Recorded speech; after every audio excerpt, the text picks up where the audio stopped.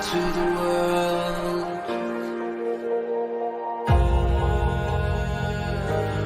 What have we done to the world?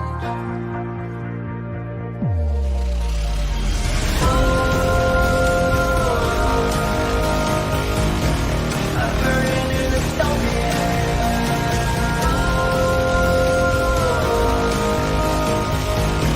There's no place to hide.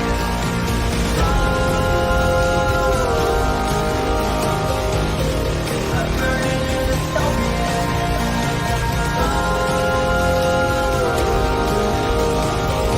This is the final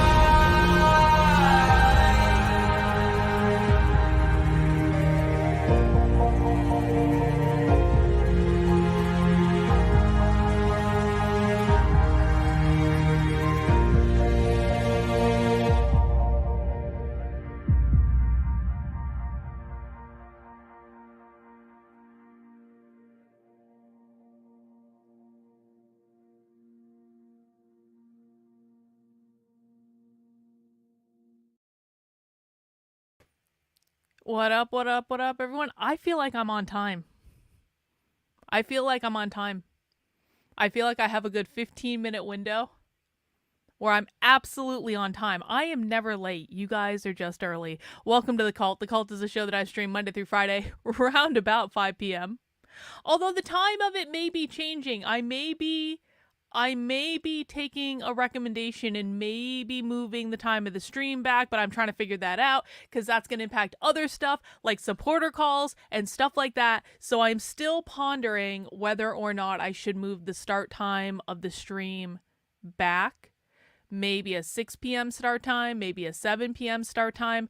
I don't know, but I do want to make it more convenient. Yeah, well, see, this is kind of my feeling about the topic Dragon Balls. It's like time is not real. Time is a construct by which we understand this physical reality that we are stuck in as spiritual beings. It's not real. And so really, does it really matter? I mean, I don't know. But that remains to be seen.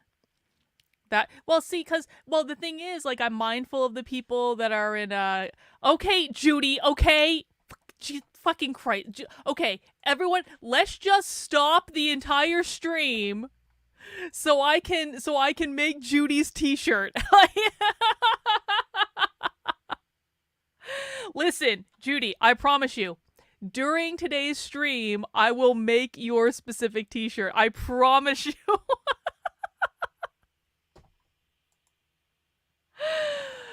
Anyway, well, I haven't been streaming at 5 p.m. for the past couple days. I've just been kind of trying to take it easy. I'm kind of doing a little bit of like a reevaluation this week of like just the state of things. But here is the good news. Is everyone ready for it? I can't fucking quit. I can't. And you guys really, I mean, to be fair, you really should know this by now about me. Is I will threaten to quit. I will stomp around complaining about quitting. I will make a big show of it and I'll start crying on the videos and stuff like that and be like, fuck you guys, I'm taking my toys and going home. I can't quit now though. Do you want to know why? Because James quit. James quit. And so I can't quit now. Do you know what this is like? There's this old kind of like story when you learn how to when you're learning like the art of attraction, like manifesting things and something like that. And the story goes like this. It's like this older guy was digging for gold in the California gold rush, and he went out and he set up his operation to dig for gold, and he was digging for years and years and years. He spent all this money just digging for this gold for years and years. And he said, if I just dig a little bit more, I'm going to find this gold. Didn't find the gold for years and years and years. And then he gave up. He was like, fuck it, I've been trying forever. Nothing is going right. I'm done. Well, it turns out when he gave up, he was 15 feet away from the gold. Like, he was so close. And had he just gone a little bit farther, had he just stuck in it a little bit more, just for a couple more feet, he would have found the thing that he had been looking for years. And so I feel like that is a direct correlation to what we're experiencing right now, because listen, it's not as though I ever actually wanted James Lindsay to quit. That wasn't what I wanted. That was not the intention at all. I just wanted James to start telling the truth. That's it.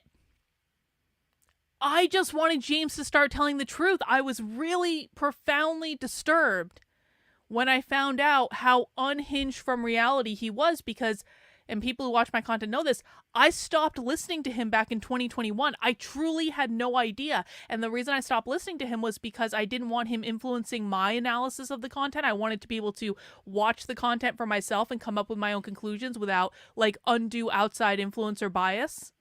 And so I stopped watching him for 2.5 years. I stopped listening. I would see stuff here and there. It wasn't always completely ignorant, but I was just like really not listening. And when I started listening again, I was honest to God shocked at how unhinged he was from reality. It was really deeply disturbing for me, and it was actually a pretty important lesson for me too, because I was like, this world can suck you in. I know this better than most people. You stare into the abyss long enough and the abyss will consume you. You stare into the madness long enough and you will go mad. And I've said a million times, like, I feel like I've descended into 19 levels of madness in doing what I do, but it's also necessary to be able to do it, to be able to really understand it. So I never actually wanted James to quit. That wasn't what I was saying. And if I'm honest about it, do I really think he's quitting? I mean, probably not. Sadly. But the fact is that James has been out there misinforming people for years and years and years and years and years. And then people know this all the time because James's audience shows up on my channel. And then they're like, Carlin, I've learned more about the left from you in a week than James taught me in years. And I bought all his books and I listened to all his 4-hour podcasts about Hegel and Marcuse and the queer Gnostic sex cult and this, that, and the other thing. And I learned more in a week in watching your content than I learned from him in years. And I really think that this is a very big problem. This is not just me complaining. This is not just a competitive thing. I really, if I'm competitive with anyone, it's the fucking left. It's the actual communists. That's who I'm competitive with. And James and the conservative influencer sphere that all hangs on every word he says has been the biggest problem in terms of teaching people what's actually going on. Yeah, new discourses and James Lindsay became the Scientology of the so-called anti-woke movement, and no one was more upset about this than I was. I really felt like, as someone who has been in this for 4.5 years, like, people can come into my feed and complain, like, why are you infighting? Why are you infighting? Why are you infighting with James? Why are you infighting with James? Well, I feel personally goddamn betrayed by James Lindsay. I really do. I know a lot of people in my audience feel personally goddamn betrayed by him because he allowed himself to get consumed by this madness. And in some respects, you have to give leeway, because if a person is getting pulled into, like, the mouth of insanity, which James is, which you have to do it in order to effectively, I don't know any other better way to explain this, and I know some of my audience members understand what I mean when I say this. You have to allow yourself to get pulled into the mouth of insanity in order to effectively analyze this content. That's why I'm so good at analyzing it. I have allowed myself to get pulled into it. And I knew enough, because I am actually trained as a psychologist in, like, real life. I know enough how to emotionally detach myself from it, but I'm still sucked into the mouth of insanity every single day, and I do know how it affects you. And so it, like, ultimately, I do actually have a lot of sympathy for where James is. However, he is fucking a lot of shit up because he is wrongly informing millions and millions of people, and now there are all these people on the conservative right that are running around going, it's Gnostic, it's Gnostic, it's Gnostic, it's Gnostic, when it's not Gnostic at all. It's actually very goddamn simple. It's actually very simple. Maybe not when you first encounter it, because there's a learning curve to learning the left. And we're actually going to be going back today, and we're going to be watching a presentation that's going to be a little bit more on a beginner level. You know, I happened to be just trolling around YouTube today, and I happened to watch them. I saw them stream this live. I'm just going to show you what we're going to be watching. I got a few more things to say about James, though. So we're going to be watching today This was actually streamed live 2 hours ago. This was streamed from the J. Willard Marriott Library. That library is at the University of Utah. So we're talking about publicly funded education in Utah, deep red state.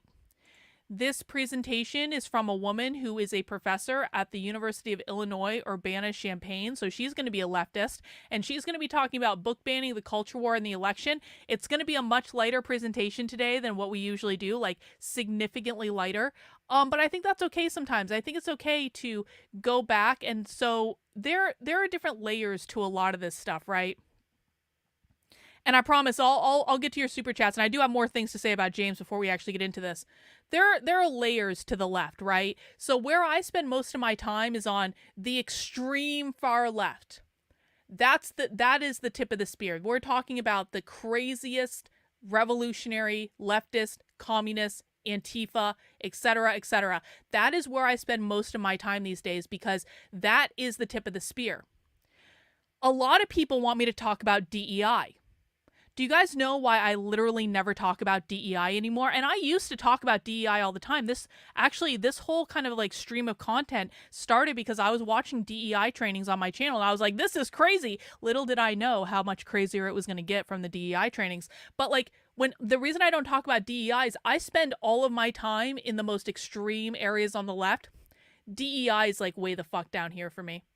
I see DEI as like 5 or 6 layers removed from the actual problem.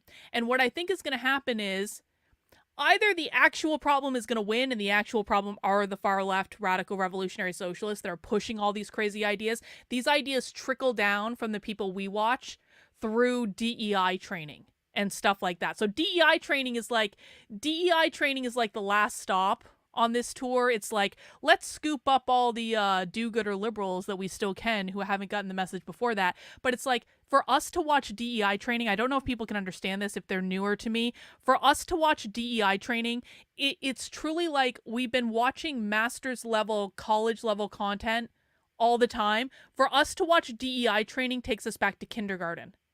And I don't mean that as an insult to people who are new. I don't mean that as anything bad. Everyone is in the place that they're in. And of course, we want to teach people that are coming here that have only ever seen DEI training. We want to bring them along with us. We want to teach them other things. We want to get them into, like, what is the real origin point of all this? So I don't want anyone to feel bad if you're like, oh my God, Carlin, DEI training is still crazy for me. Okay, I understand why that is.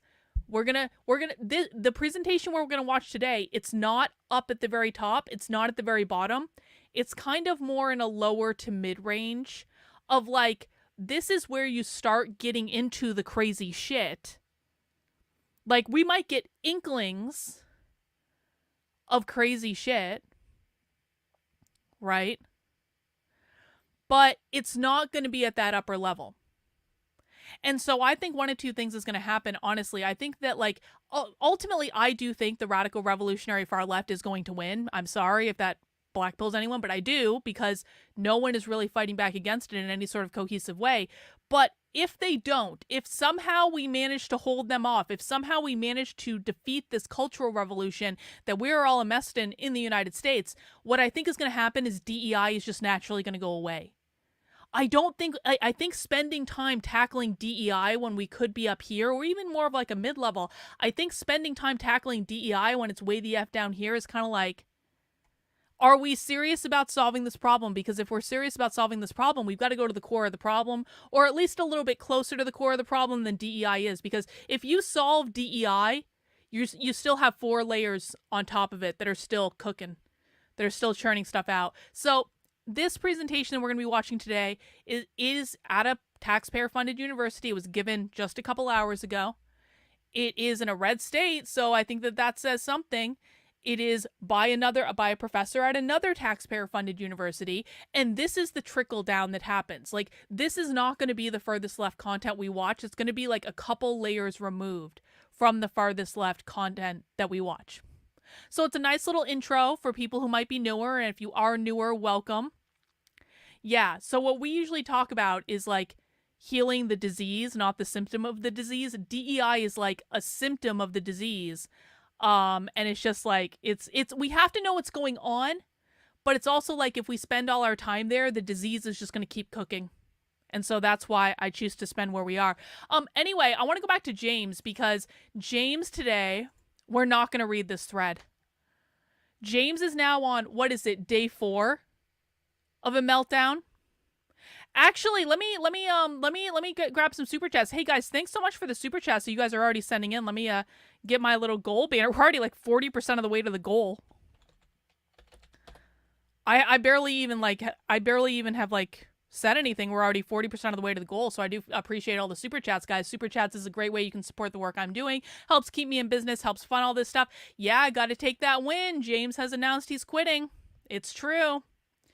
Universe telling Carlin she can't quit. Here's why. Yeah, because this is my fucking moment. Finally. I mean, listen, I don't know if that's actually the truth. I don't know. Like, James can quit and people can still not like me and still not want to see what's actually going on.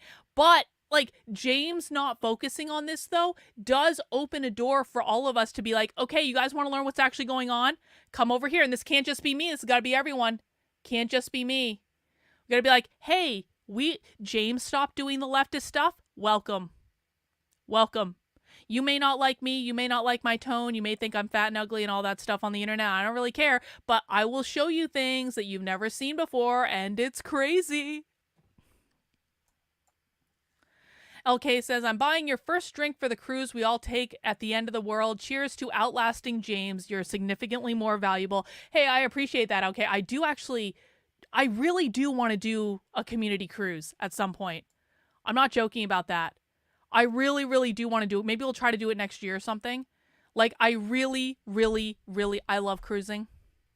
Cruising is the greatest thing ever. It's so cheesy and it's so gay, but it's so awesome that I love it.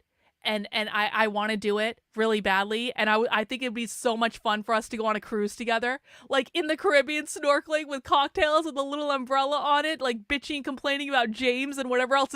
Okay, we probably wouldn't be doing that on the cruise. But I do think it would be a great time. So maybe we'll do that next year. Maybe. Tune in, drop out. Thank you for the super chat. I still think James has something to offer, but after coming back from the Rescue the Republic event and James trashing the speakers, I unsubscribed from his Twitter account. I didn't know James trashed the speakers of that event. I didn't even see that. That's crazy, man. That's crazy. But it doesn't surprise me because James's line right now is literally what James is saying is that every single person that does not agree with everything that comes out of his mouth is the woke right and a Gnostic, and is part of this conspiracy theory to keep classical liberalism out of the Republican Party, which, by the way, James is now openly talking on Twitter about how he wanted to replace conservatism with classical liberalism in the Republican Party. And I'm like, I'm not a conservative. I'm not a conservative, but even I'm like, bro, we cannot have classical liberalism take over the Republican Party. You know what? I actually do have the URL Better Discourses registered. I do. I own betterdiscourses.com. But I was like, no, James, we cannot allow, like, you want to let classical liberalism take over the political right? Are you off your fucking rocker? Because classical liberalism is never going to defeat the left. I hope everyone understands this. And I understand that there may be some, like, classically liberal, sympathetic people in my audience. I really get this. But what you need to understand is, and listen, it took me a long time to come to this conclusion. There was a long, meandering road that led me to this conclusion, but I have been in this space for 4.5 years. I have outlasted so many so-called anti-woke activists that it's not even funny. I know all the people involved. I know all the organizations involved. I know the truth behind a lot of these things that a lot of people don't know, because most of this stuff is bullshit. Most of it's just for show. Most of it's not really about doing anything in the real world, which is why I don't work with any of them, because they're all fucking liars.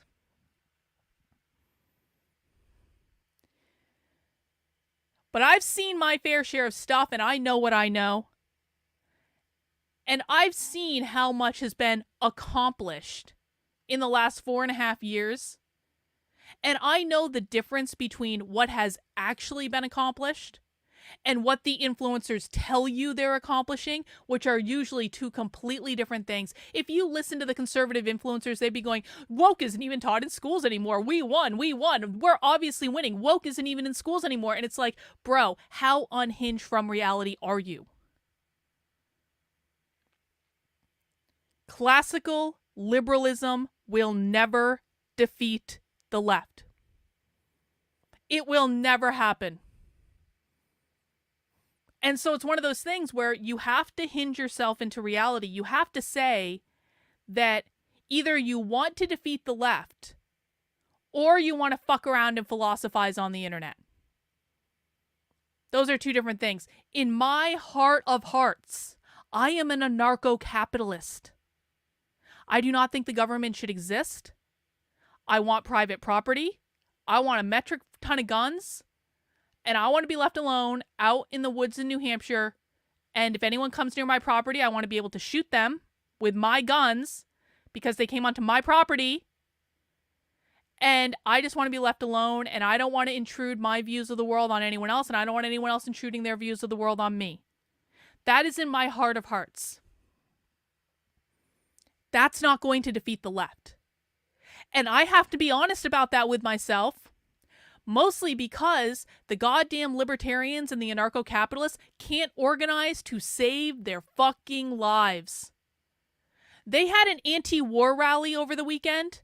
Like 30 people came. It was embarrassing. They used the same stage as that Rescue the Republic rally that was on Sunday with like tens of thousands of people there. The Libertarian Party, the Libertarian event, all the biggest influencers in the libertarian space on a Saturday in Washington, D.C., with a giant stage right outside of the Washington Monument. They couldn't attract 100 people to their anti-war rally. And I was just like, yo, this is embarrassing. So there's a difference between philosophically agreeing with something and what is actually going to work in the real world. I live in New Hampshire. I'm already here. I don't need to go nowhere.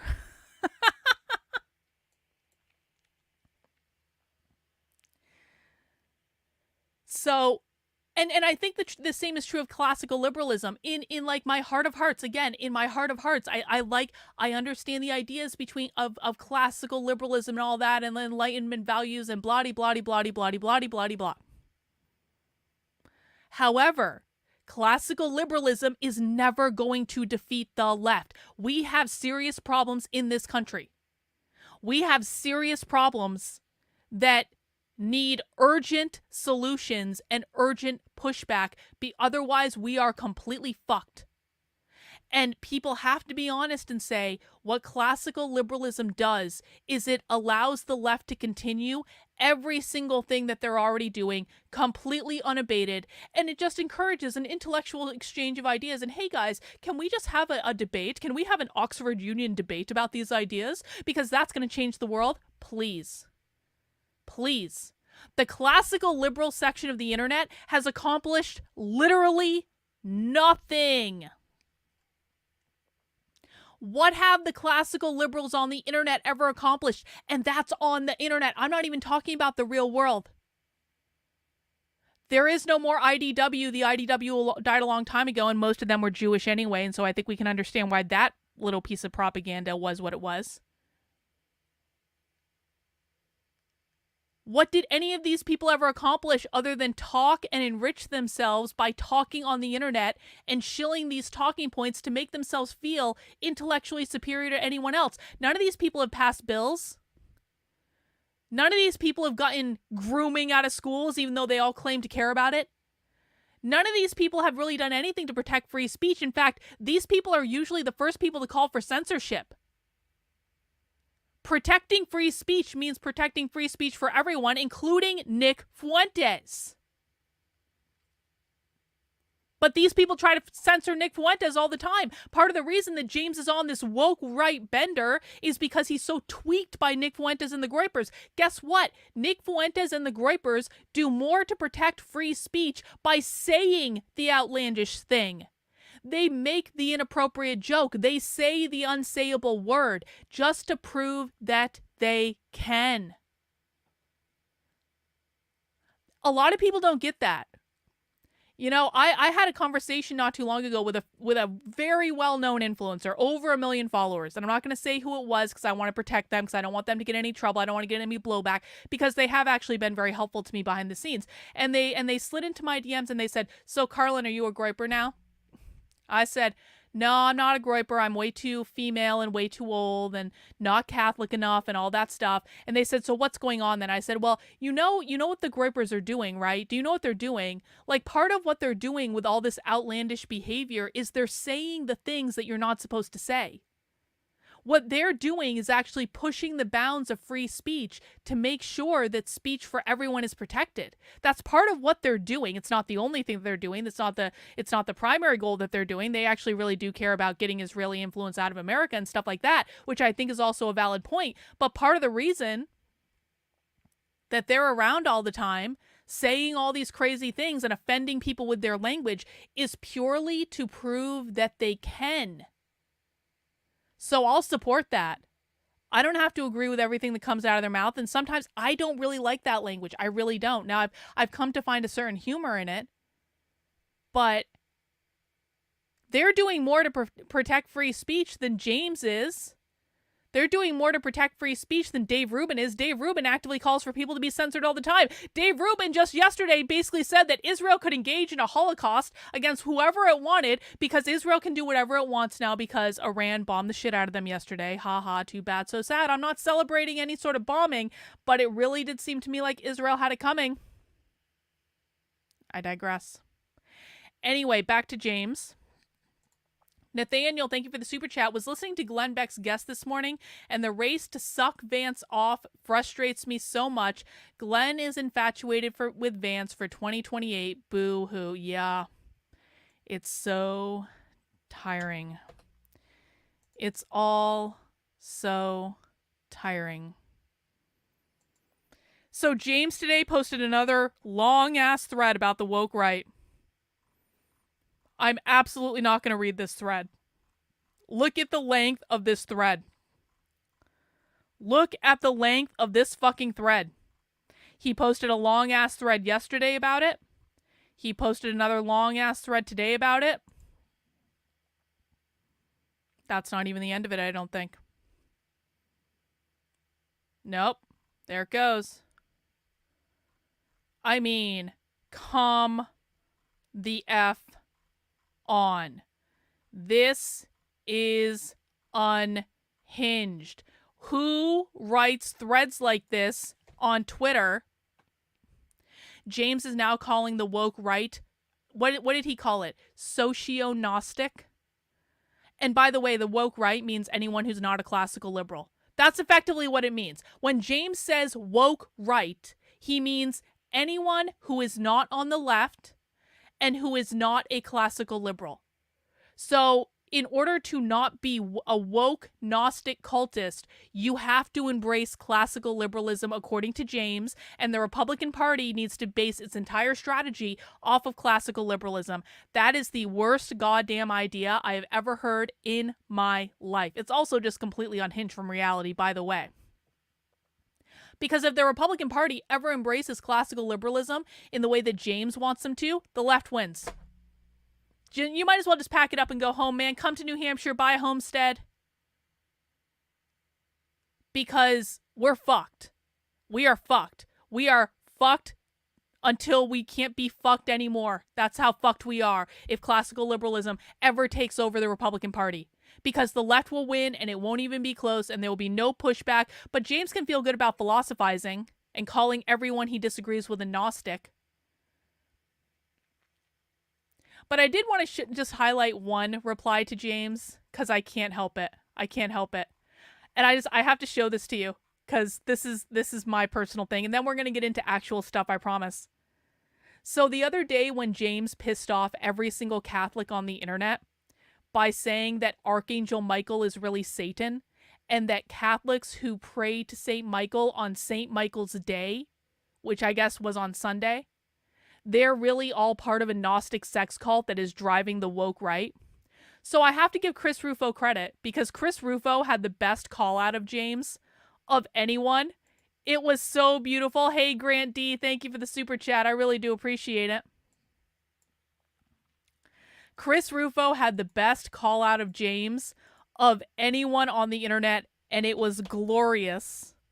And I talked about it in a Twitter space, but I want to make sure you guys saw this because it was everything.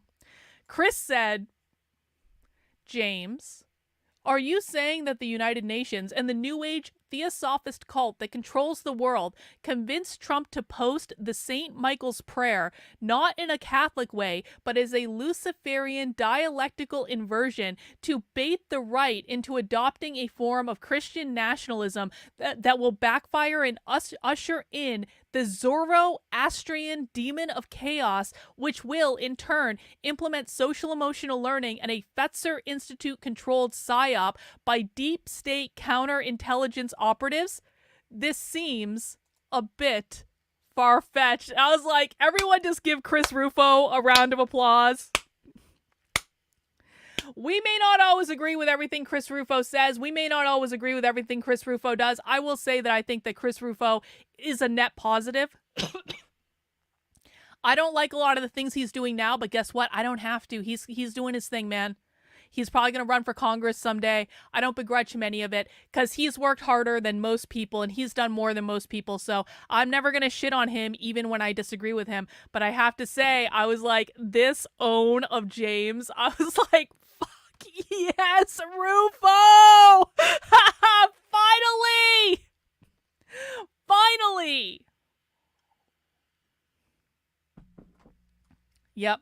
He deconstructed James in a single paragraph. And it was beautiful.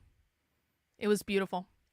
But the reason I want to show you this is not Chris Rufo's response. The reason I want to show you this is Carrie Smith. My nemesis. The psychotic Karen of the internet, Carrie Smith. For those of you who don't know, Carrie Smith has been stalking me for years. She thinks Carrie Smith thinks that basically I'm a demon in human form, and it is her job to inform the entire internet of everything that she thinks I've ever done wrong in my life, even though I think that Carrie has a dissociative disorder and has somehow come to the conclusion that I'm her abusive mother in some way. And the reason I say that is because Carrie literally wrote an essay on the internet calling me her abusive mother. I don't even know anything about Carrie's mother. Anyway, I have a whole Substack about this feud. It's called Surviving Carrie Smith. That's survivingcarriesmith.substack.com. If people want more information about that. Yeah, this bitch. Yeah. This Karen-ass bitch. Doesn't she also think you're her abusive stepmother? Yes, she does. Yeah, she really does. She really does. Anyway, this reply to Chris Rufo's critique of James was just everything I needed all wrapped up into a bow, and this proves my point about the insanity of the people who continue to support James Lindsay's bullshit. Carrie replies to Chris Rufo, I can imagine, just a few short decades ago, someone asking, are you saying Marxists infiltrated all of America's institutions, starting with academia, all the way to the churches to get the liberals to support war and big pharma and racism and to mutilate kids and to sterilize them so they could destroy civilization and implement communism in America? Sometimes being able to see a big picture before it becomes clear to many comes with incredulousness. James's predictions aren't always right. No one's are. Mine are. But he's dead on the money often enough that I'll try to understand what he's saying. Well, that's not exactly the same thing, Carrie. Saying a provable fact that is, the left took over the universities and then took over the schools and are actually doing things that are provable in the real world is not actually the same thing as saying the entire right that doesn't want to be classically liberal is a Gnostic cult that is driven by some demon pretending to be Saint Michael. Those are two real different things. And if Carrie Smith and all these other people that are still sucking James's cock are not smart enough to see that there is a difference between provable reality and psychosis-induced fantasy, I just don't know what to say. Yo, isn't that the truth? Totally dodged a bullet. Yeah, that's true. That's true. James is the definition of a dumb person's idea of a smart man. The only people who like him are the ones who mistake being obtuse with being intelligent. Well, that's what a lot of male academics do, by the way. Actually, no, I shouldn't just say male academics. There are female academics that do this too. But like, what I will say is like, there are a lot of academics, people who have PhDs, and I have a PhD, so I kind of know, I know this. I've been around these people a long time. What they do is they say things in the most obtuse, wordy, academic way because it makes them sound smart, but they can't explain it simply. They can't break down the ideas to explain it concisely to people, and that's how you know who really understands the ideas and who doesn't, because the people that can explain things simply and clearly and without, quite frankly, doing an 8,000-word Twitter thread over some woke right fantasy.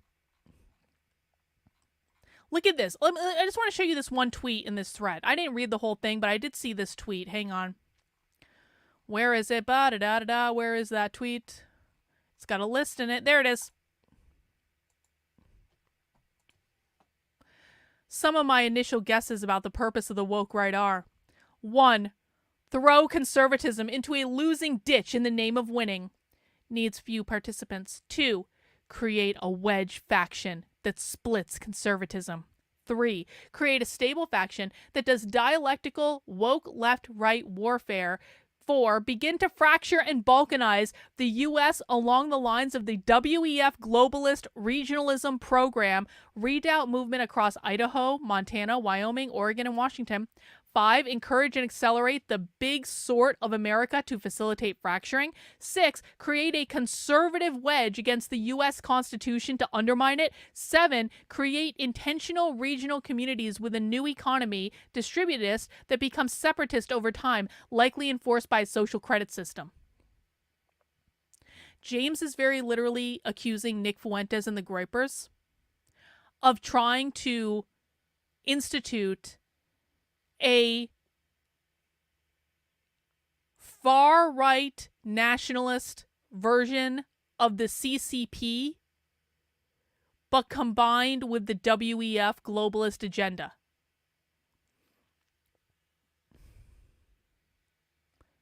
This is not real. I don't know how else to say this. This is not real. And guess what? 50 years from now, 100 years from now, when people look back on this time and they're looking at all the things people like me said or people like James said, I want it to be on the goddamn record. If I ever make it into the history books, which I do think I will in some way, which is weird to think about, but it is actually the truth. If I ever make it into the history books and there's ever an analysis of the discussion going on at this time, I know I'm just a bit character, but I want to be able to have it written into the history books for the record. I tried to tell you James was off his fucking rocker. I tried to say none of this was real. Someone was saying, what the fuck are you idiots doing, and how has the internet driven you to this level of insanity, James? I just want it. I know that what I do is not for now. What I do is for history. I know that. And I just want to be very clear that I tried my best. I did everything I could. I screamed. I cried. I waved the red flag. I threatened to quit when people didn't listen. Some days I even showed my boobs on the internet to get people to pay attention, because sometimes that's just what you got to do, okay? I don't do that often, every once in a while.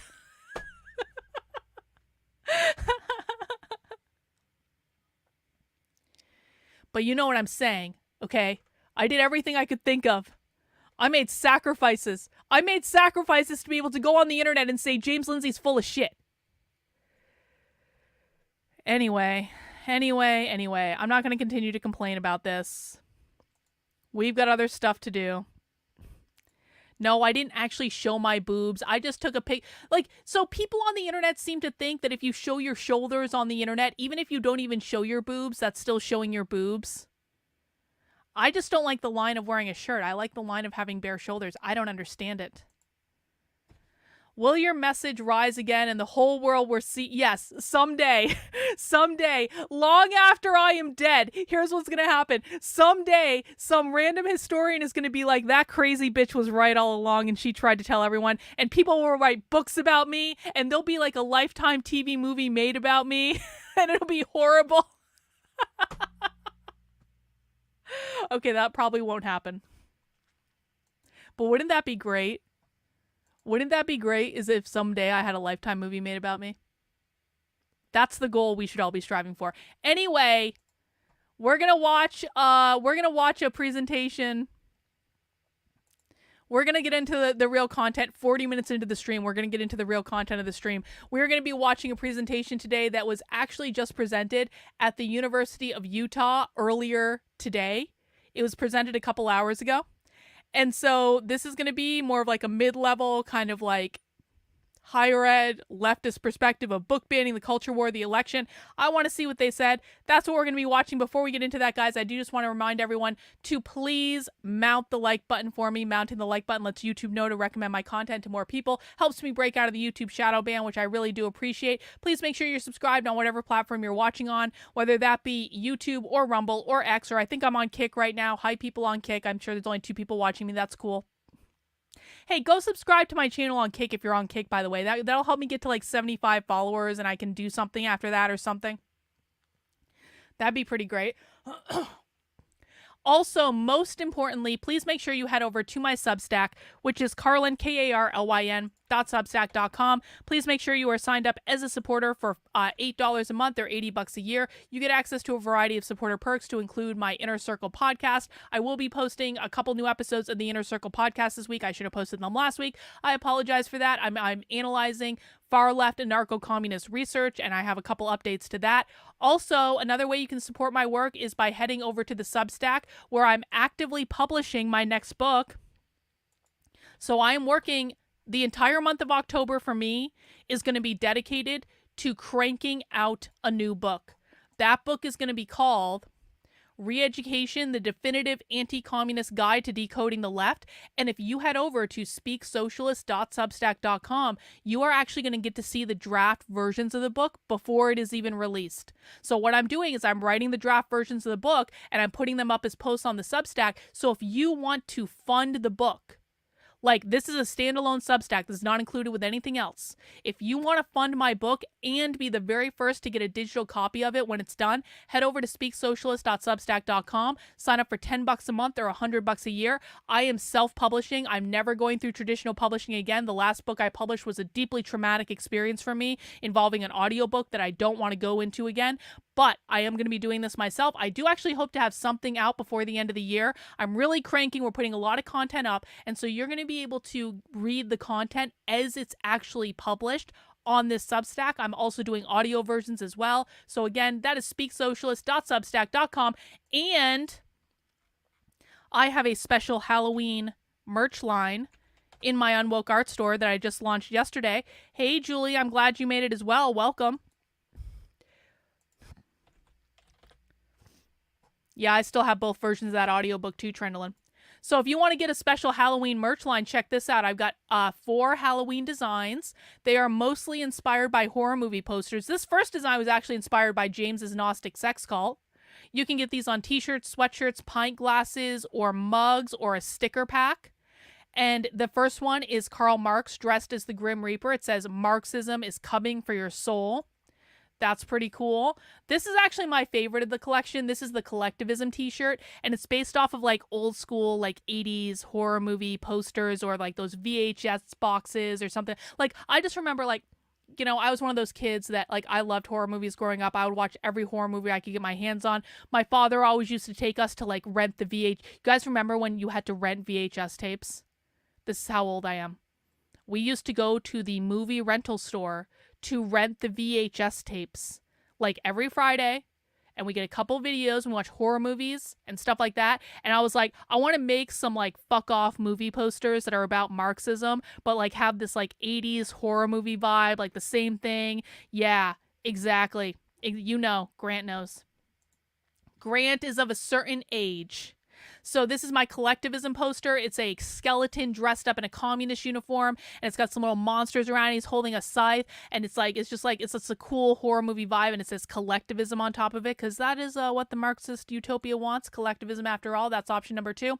Option number 3, I kind of loosely based this one off of Freddy Krueger, who is my horror movie hero. I love Freddy Krueger. I was trying to make Karl Marx look like Freddy Krueger. It didn't actually work out totally the way it wanted it to, but it worked out well enough, and I'm actually pretty happy with this design. And what I love about this is it's got, like, Karl Marx and this, like, horror movie vibe. It's got blood everywhere and stuff like that, and it says everyone is equal until they're not. So that's a good point of discussion if you have a Marxist in your life.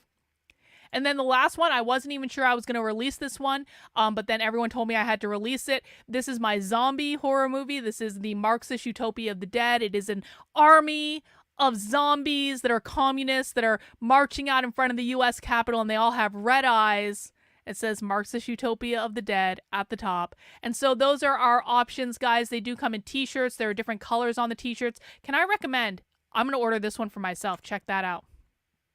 Boom. How cool does that look? Come on. Come on. So they come in t-shirts, they come in sweatshirts, they come in pint glasses, they come in mugs, and I also have a sticker pack where you can get a four sheet of the stickers. You can get 1 sheet or 5 sheets depending on how many stickers you want, and that'll give you all the stickers in the design because people are always asking me for stickers. And so that is our Halloween collection. This is a limited edition collection that is only going to be available during the month of October. If you order it this week before October 7th, you get it at 25% off everything in this collection. Raven's Poetry's already gotten her sweatshirts. I can't wait to see them. I see you in them. Please, anytime you guys get my merch, please take a picture of it and send it to me. It's really, really helpful in showing people. Like, the merch looks so cool in person. And so I really appreciate it when people are sending me pictures of all their merch and their mugs and their pint glasses and stuff like that. And the pint glasses have been a big hit lately. And so I promise to keep them in the store and stuff like that. So that is what is going on in the Unwoke Art store. And I really appreciate the support because this is what allows me to do what I do. And you get cool stuff. And it looks awesome. All right, let's get into our work for today. Let's get down to business. It's only an hour into the stream, and we're starting finally. That's okay, Rottweiler. We've just been complaining. Rottweiler finally shows up. We're like, it's cool, bro. It's cool. We've just been complaining about James for an hour. It's cool. It's all good. All right, guys, we are watching. This was streamed just a couple hours ago at the University of Utah. It is called Book Banning, the Culture War, and the Election. Let's see what happened. Hey, my name is Sarah Shreves, and I'm the Alice Sheets Marriott Dean of Libraries. So last week was Banned Books Week, and according to the American Library Association's Office for Intellectual Freedom, Trendlin, I am still working on the penguin thing, okay? I'm not 100% happy with it. I promise you I will do a penguin shirt at some point just for you because you complain all the time.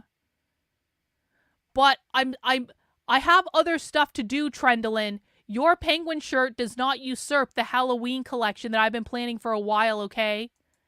Don't worry. When the penguin shirt comes, the penguin shirt will be awesome. Just for you, Trendlin. Just for you. in the first 8 months of this year, they have tracked 414 attempts to censor library materials and services, including 1,128 unique titles. In 2023, public and school libraries saw 4,240 unique book titles targeted for censorship. This is just a snapshot because many book challenges are not reported to ALA, the American Library Association, or are covered in the press.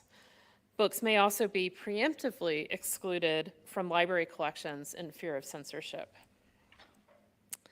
According to PEN America, Utah is currently 4th in the country in book bans, and one of 17 states with more than 100 titles challenged in 2023. And as a result of legislation passed in the last session, there are currently 13 books banned statewide in our school libraries. And while book banning is largely targeted at school libraries and a growing number of public libraries, I don't think that we can ignore that there may be attempts in academic libraries, particularly public institutions, as well. With all of these sort of grim statistics, from my perspective as a librarian, I'm really delighted that Emily Knox. So the very first lesson people should be taking from this, by the way, is that this is in Utah. And the librarians at the publicly funded institutions in Utah are still woke AF. That is what people should be taking from this, okay? You are not safe just because you live in a red state. You are not safe just because you live in a red city. The complacency of conservatives on this issue is mind-boggling when we have evidence right in front of us that this is happening everywhere. Has agreed to speak with us today on the topic of book banning. Dr. Knox is an associate professor in the School of Information Science, Oh shit, or I gotta the do Judy's iSchool, t-shirt. Okay. at the University of Illinois at Urbana-Champaign. Her research interests include information access and intellectual freedom and censorship. Her most recent book, Foundations of Intellectual Freedom, won the 2023 Eli M.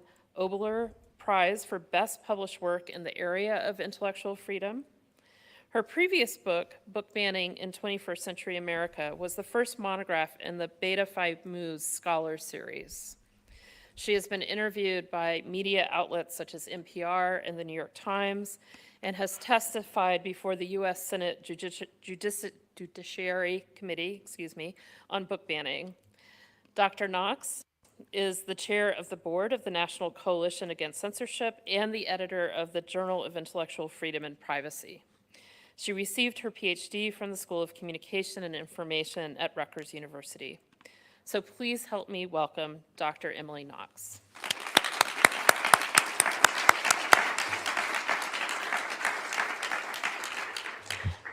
Thank you so much for that introduction. I know my title up here says professor. I just got promoted to professor, so oh, thank you. But I wanted to say why the discrepancy was there, so you wouldn't think I was lying. So today I'm really going to talk about book banning, the culture war, and the election. I'm going to talk for about 45 minutes, and then we'll have time for Q&A. This topic is really a passion of mine. I've always been interested in banned books. My mother was a high school librarian, and we always observed Banned Books Week. She would bring home the list, and one of my favorite authors was on there, Judy Blume, who I am going to talk about again today. So just to get started, that seems not to be working.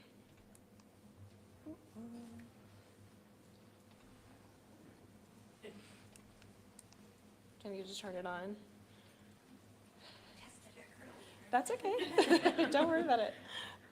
Oh, okay. I can do that. Oh, okay. No problem. Just to get started, so last week was Banned Books Week.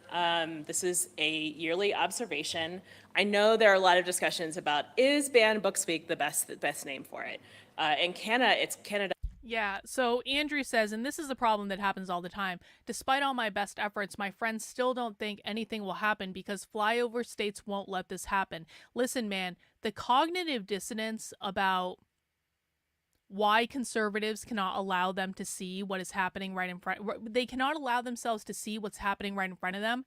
The cognitive dissonance is real, and I want to let people know, I did actually just post a podcast the other day on my Substack. And you can find it in the Actively Unwoke podcast too. I did this whole Twitter space that I posted as a podcast for the Actively Unwoke podcast. You can find that on Apple and Spotify, and you can find it on my Substack. It's called The Psychology of Why Conservatives Will Always Lose to the Left. And essentially it's about this idea that, like, conservatives have to overcome a massive amount of cognitive dissonance because they've been lied to by their influencers so much that it's like, in order for them to accept that when we show them things like this video, it is actually real and it is actually something they need to pay attention to, it involves admitting that all of their influencers have lied to them perpetually.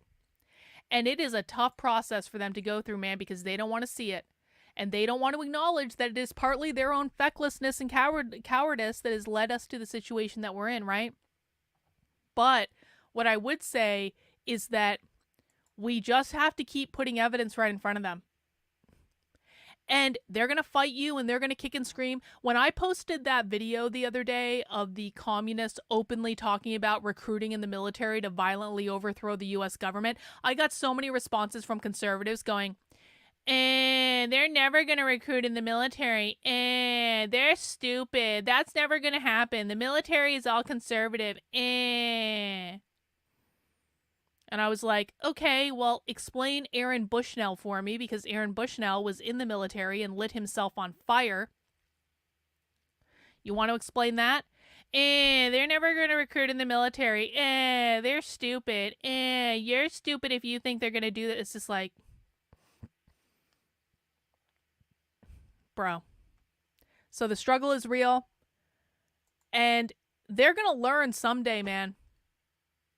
The moment that it starts impacting their lives and they realize, oh, their little darlings have been taught this in public school for a long time. Yeah, Aaron Bushnell is only one person. Yeah, totes, bro, totes. It was just one person. yeah, okay, yeah. But you know what? You have to plant seeds. And it is only through conversations with people you have a personal connection with that they're going to wake up. They're never going to listen to someone like me. They're going to make every excuse. They're going to go, she's a liberal, she supports abortion, she has stupid hair, she's fat, she's ugly, da-da-da-da-da-da-da-da-da-da-da-da-da. But maybe they'll listen to you someday if you keep bringing them evidence and say, just look at this, just look at this, just look at this. It's all you can really do. It's called Freedom to Read Week, which many people think is a better week. I think the reason why Judy Krug, who is the head of OIF, said ban books week, it has nice alliteration, it really perks up your senses when you hear it. So this particular discussion will be ongoing as to whether or not we should call it this. But the main thing is that it's about your right to freedom of expression, your right to read. So I'll talk today a little bit about why books, why public schools and libraries, why now, and how can we respond. So I decided to take a look at the list of books, 13 books that have been banned in school districts here in Utah. So I actually love this list. When I talk about censorship, I really think about how it's both insidious and pointless at the same time. So these are some of the most popular books, the Sarah J. Maas books ever, apparently. I would be very surprised if somebody could not get their hands on these books in some way and just devour them. I finally read them. Yes, they are sexually explicit. I don't think that's really why people are reading them. They're just a very good example of the romantasy genre that we have now. Also, 13 Reasons Why is on this list. It's been on many lists. This is, of course, a book that's about suicide. I had never heard of two of the books on here, What Girls Are Made Of and The Carnival at Bray. Poetry rarely shows up on here. This is Ruby Kaur. I was shocked to see poetry on here. Margaret Atwood, she's on these things all the time. I'd never heard of The Haters either. So this is a very eclectic list, which is very exciting to me. As you'll see as we go through this, I encourage people to actually read books that are on these lists, especially mid-list books, and here are some mid-list authors who probably rarely get spoken about. Read their books, find out what they have to say, because that's really what literature is about. So I'll start by talking just a little bit about intellectual freedom. This is the word that, the term that librarians use a lot. Most people don't use the term intellectual freedom. They say things like free speech, freedom of expression, all these other terms. But intellectual freedom is the right of every individual to both seek and receive information from all points of view without restriction. It provides for free access to expression of ideas through which any and all sides of a question, cause, or movement may be explored. Censorship is its opposite. This is suppression of ideas and information that certain persons, individuals, groups, or government officials find objectionable or dangerous. These are the definitions from the American Library Association. I think you should also know that what happens with individuals when they engage in censorship is that they actually use often the power of the state and their own identities as taxpayers, parents, to impose their ideas on other people. So it's not just like an individual will say that. They will say, because I am a parent, because I pay taxes and support this school, I have the right to say what should be in this particular collection. More specifically, I look at something called censorship practices. I use the term practice because it's actually something that we all engage in. For myself, I don't read horror. Don't watch horror. I have heard about The Substance. It's full of body horror. I know people are walking out. I cannot imagine going to see that movie, right? It's actually a practice that I do for myself so I can sleep at night. The only time I watch, I might have to end up watching The Substance because it's probably going to be a cult classic. So I will watch it during the day while I am cleaning the house and all of the lights are on and I can run away very quickly when I need to. Listen, there is a difference between not liking horror and not appreciating horror and not watching horror because you won't be able to sleep at night afterwards. I'm just saying. Like, it's okay to not like something. It's okay for something to not be your cup of tea. But to say, like, this is an attack on every fiber of my... Like, fuck you. It's a horror movie. So this is something I do for my own mental health, right? It's a practice that I do. There are 4 active practices of censorship, and these are redaction, restriction, relocation, and removal. So I call these the 4 R's. So redaction is when you mark through something. So this happens to classified documents. You know, you get those big black lines in them. What happens in libraries is that people will sometimes even put Post-it notes on like the picture that they don't like, or they'll like mark through something. I love the Post-it notes one because that's very ineffectual, right? You can just remove the Post-it note, but it's something that people do quite a bit. Restriction is when you say you have to get permission to be able to read this particular document. I'm just going to use the term read, although we should know that censorship practices are also for art, music, video games, films, all sorts of things. So this is when something is put behind the desk, is what I call it. So you have to have usually your parents' permission to be able to see it, or you have to ask someone, can I read this? The most infamous example of this was Madonna's sex book, right? There were lots of public libraries that bought this book, but you could only look at it if you asked for it. And sometimes this is like very controversial when it comes to adults, but I'm sure many of you have had this thing happen when you are kids. Relocation is actually based on the actual audience. So what someone will say is, even though the author said that this is a book for youth, and it should be in the YA section, somebody will say, no, this is an adult book, and it should be the adult section. So the way that different libraries address this is by putting things in a parenting section sometimes, or just moving picture books into the adult section, which of course makes no sense. But it's important to know that the relocation is based on the intended audience. So it's one thing if something is misclassified into J when it actually should have been in YA. J is for juvenile. That's one instance that actually makes sense if someone says, no, actually the author intended this to be for people who are 13 and up, but you have it in J, which is for under 13s. Removal is what most people think about as censorship, but it's important to know that this is nuanced.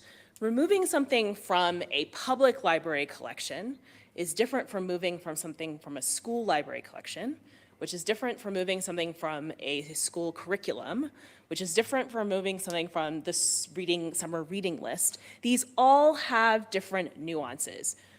Curriculum is coercive, right? You have to read this, that it has this certain valence behind it. So saying something needs to be removed from the curriculum is different from saying, well, I want this out of the public library. It just has a different meaning to it. It's still removal. And also, I hope you can see that these are all the outcomes of a request for something to happen to a particular material. So those are active practices: redaction, restriction, relocation, and removal. The passive practices are things like self-censorship. And I suspect that this is what we will see a lot more given where we are in our society right now.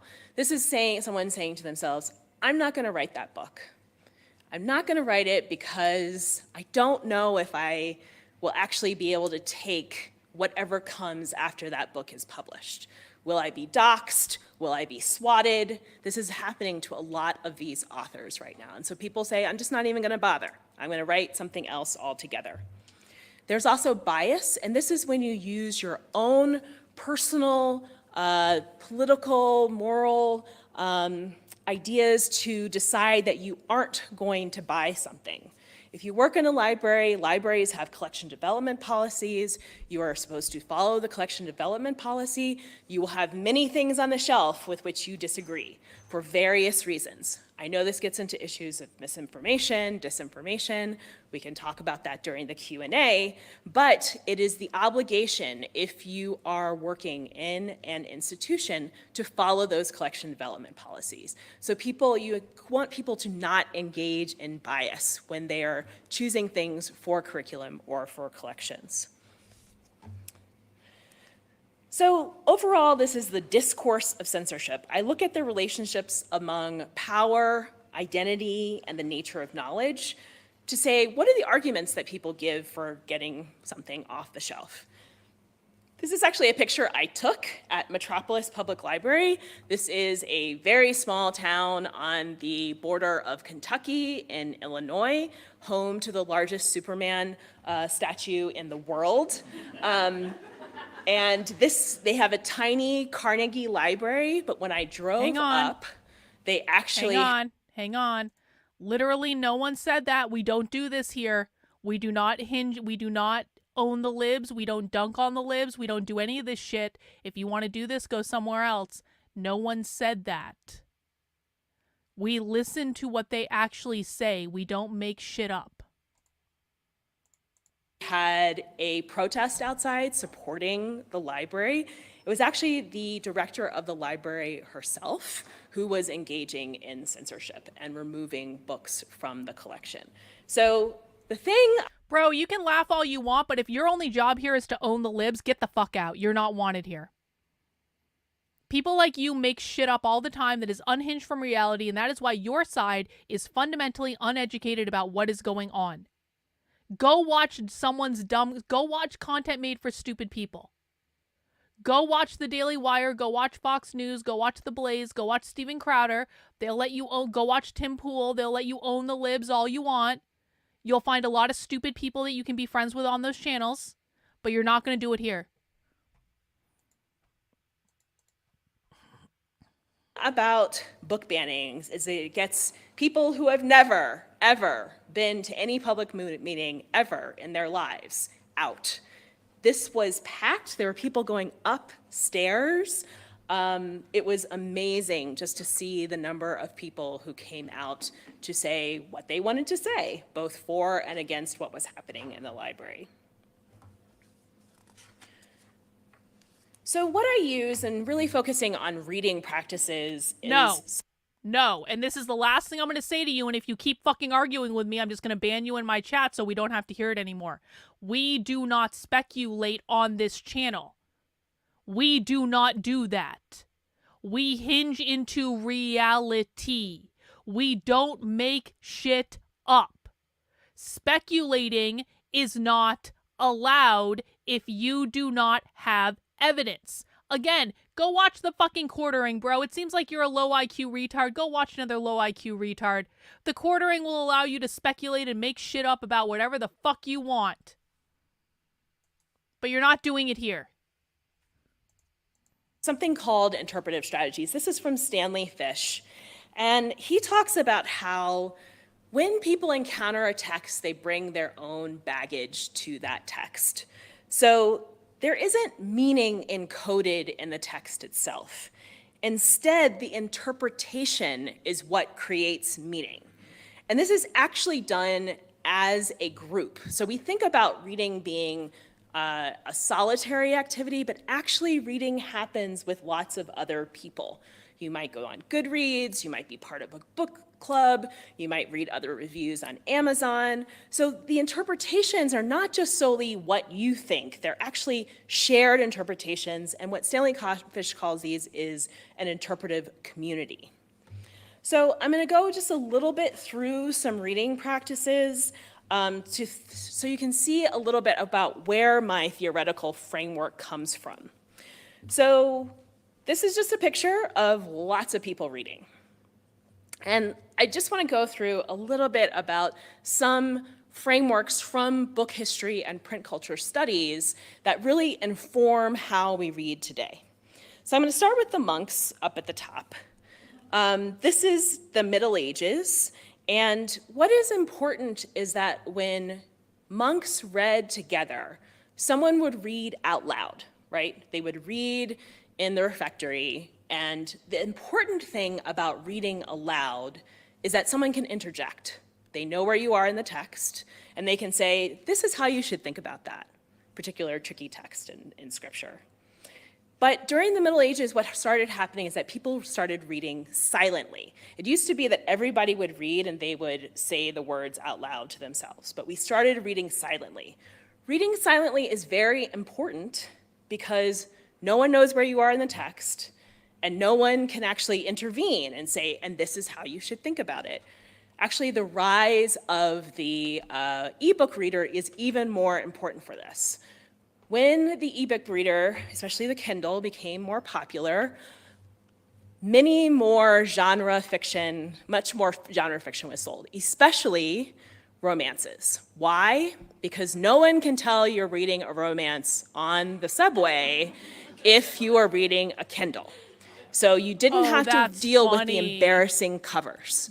And so the sale went way up, but this is very important.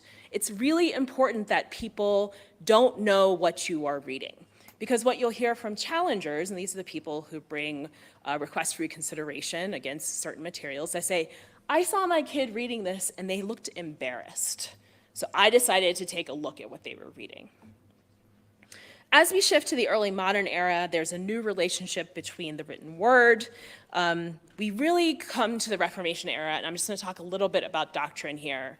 So this is where we now have the doctrine of sola scriptura.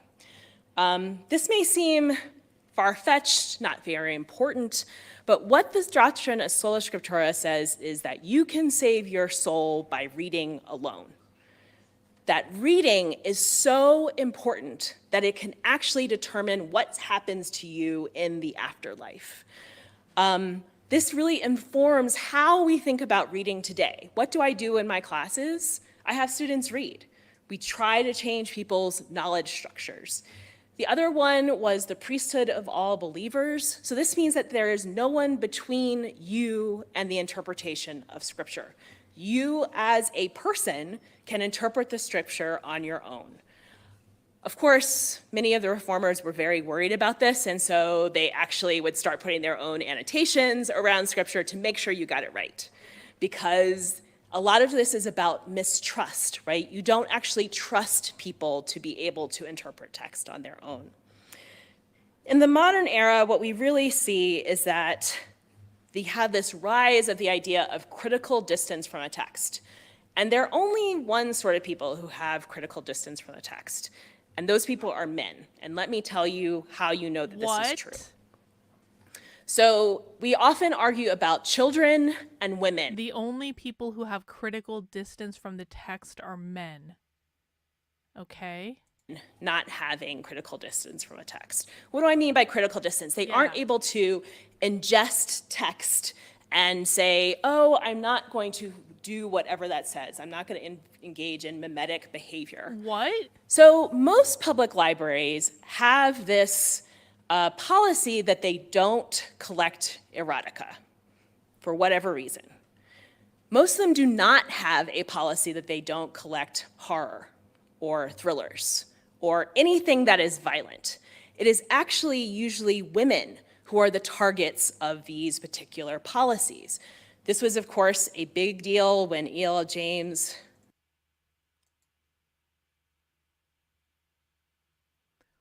What? Listen, I don't really care if libraries stock erotica or not. It makes no difference to me at all. This argument is just bizarre, though.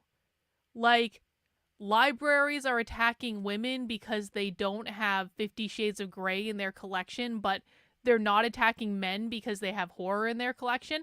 Women like horror, too.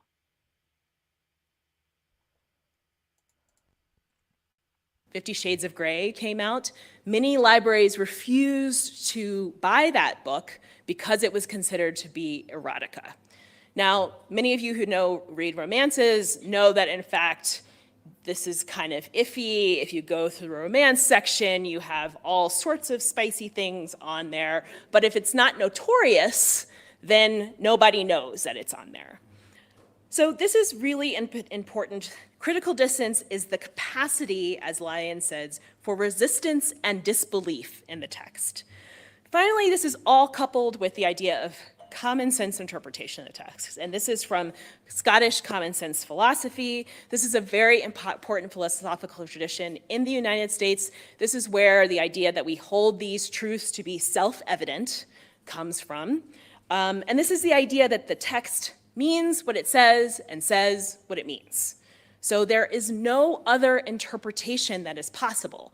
If you see this in the text, how could it mean anything else? Isn't that obvious what it means? So these things all come together to really show us how interpretations are made. So I actually did some work and looked for an argument against books here in Utah. So this is from Utah Parents United. This is their argument against certain books. They had an opinion letter in Deseret News. So here, this is basically how I do my analysis. And they actually use a very common theme that is used. Parents are accustomed to schools obtaining parental permission before exposing their children to any potentially indecent media. Remember, that's restriction, including PG-13 movies. Therefore, many parents wrongfully assume their children were protected from content above a PG-13 rating in school. So this is very common. People will say, this book is rated R. But it's not really an understanding of where the Motion Picture Association gets those ratings in the first place. So I encourage you all to watch the documentary called "This Movie Is Not Yet Rated," because it really shows how that there is a small group of people in LA who actually determine the ratings for all of our movies. And they have very clear biases. They are biased against certain sexual portrayals, especially women who are being portrayed sexually. They, of course, have many biases against certain types of racial politics. They don't have many biases about violence in particular. You have to remember that this all goes back to who needs to be protected. It is women and children. So they go on to say that yet many books in school settings contain explicit sexual passages and images that violate Utah's opt-in policy for sex education. Once again, this is a conflation of sex education with fiction literature that doesn't actually quite make sense. For example, students are currently exposed to detailed instruction on various sexual acts, including with multiple partners, through library and classroom books without any parental permission, warnings, or preventive education on sexually transmitted disease. This is dangerous, irresponsible, and unlawful. This also goes to some of the work I talk about, where I talk about the fear of people stumbling on things in the library, right? That somehow your child will be drawn to this particular book, pick it up, and suddenly become a different person because they have read this book. It's something of a misunderstanding of how books work and also how libraries work. I am sure there are other things on the shelf in the library that you and your child would love to read. Also, what books do is provide what Rudine Sims Bishop calls windows, mirrors, and sliding glass doors. They allow you to hear about other people's understanding of their own lives. This is windows. Mirrors, it might give you a mirror on yourself. That's not the only thing that a book does. But also it can provide a sliding glass door so you can say, actually, this fits more with who I am. So I hope you can see that this is really an argument about a particular way that someone might interpret a text. That by definition, if someone reads something that has this, what they call detailed instruction, then something will happen. What that thing is that will happen is kind of unknown, but there will be this change in this person. So that's basically how I do my work. A lot of this is about what we call difficult knowledge, and this is from Carrie H. Robinson. She talks about how usually when we try to censor something, it's knowledge that many adults find challenging to address in their own lives, but especially with children. So I was actually out in Colorado recently, and I asked them, how do you explain to something what happened to the people who lived here before? Where are they? Where did they go? How do you explain that to someone who's 5 years old?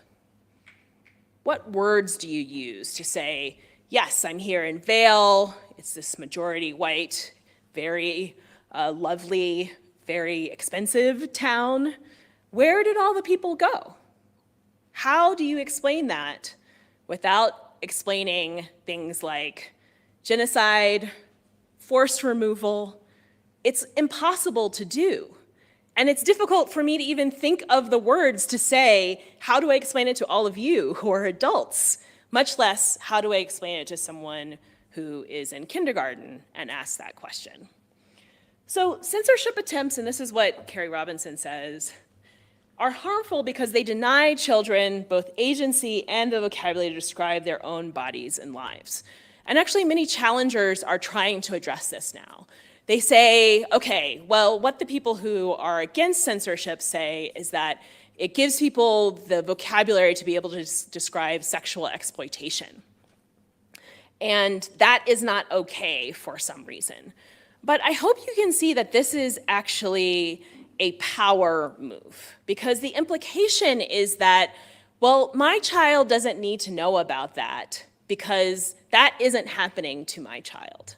I can tell you that when I have given these talks, I have had people come up to me and say, I was molested when I was a child, and I was unable to tell my parents because I did not know how to tell them what had happened to me. And it's this sort of idea that there is a shrink wrap that you put around kids, right? That they will not have to encounter it because, of course, how could this possibly happen? But what we know is that actually when kids are molested, it's usually by someone they know. And it actually is this power dynamic where they have to actually tell someone else who also has power over them and who might love that person who is molesting them. I need to tell you about this terrible thing that happened to me. When we deny people the agency and vocabulary to I just want to do a quick pause to make sure people understand what they're doing. This person is couching book banning under the umbrella of we need to help kids be able to tell adults when they're molested.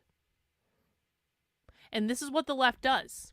Is again, it's like they're serving up like a good piece of information. We need to be able to give kids the language to be able to tell people when stuff like this is going on.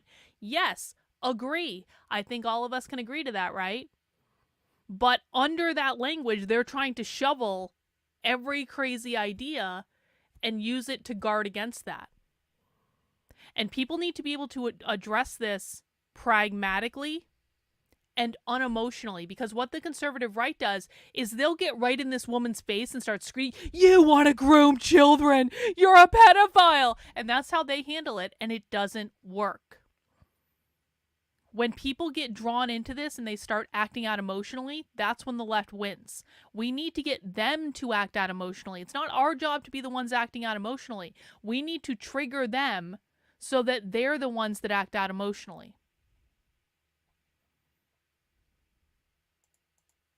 Describe themselves, it's impossible for them to live their full lives as human beings. So this is basically how people think about books. I love these created books because they really show how people seem to think imagination works, that the books like jump out at you, right? They become part of you. So this is one, you can actually find these on Etsy. They're beautiful works of art. So what I talk about in my work is these reading practices. So these common sense interpretations of the text, which are really what I call monosemic interpretations, that there's only one way of interpreting, as opposed to polysemic. There are multiple meanings in a text. A fear of and disciplined imagination, that you don't have the critical skills to interpret text in ways that are not harmful and not able to process those, that you will actually engage in mimesis. So if you read about something, you're going to do it.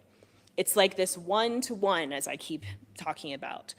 Also, that there are short and long-term effects of a book, that essentially this is a slippery slope causal argument, that books can lead to something short-term, like sexual arousal, or long-term, that you will have bad moral character. And remember, I said that this goes back to the idea of sola scriptura, that you can actually change who you are as a person by reading. This is my favorite Banned Books Week poster, that words have power. And that's actually why people try to ban books. So if we think about why public libraries and schools right now, this really goes into the idea of public goods. So these are goods that are available to everyone and to all, and that everyone can benefit from them. This is one of the values of librarianship, that you support the public good through information access and support for the principle of intellectual freedom. A lighthouse is a famous example of a public good, as I'm sure many of you know if you do economics. But what Heather McGhee says in this wonderful book, which I encourage all of you to read, is that public goods are seen as a worthy investment only so long as the public is seen as good.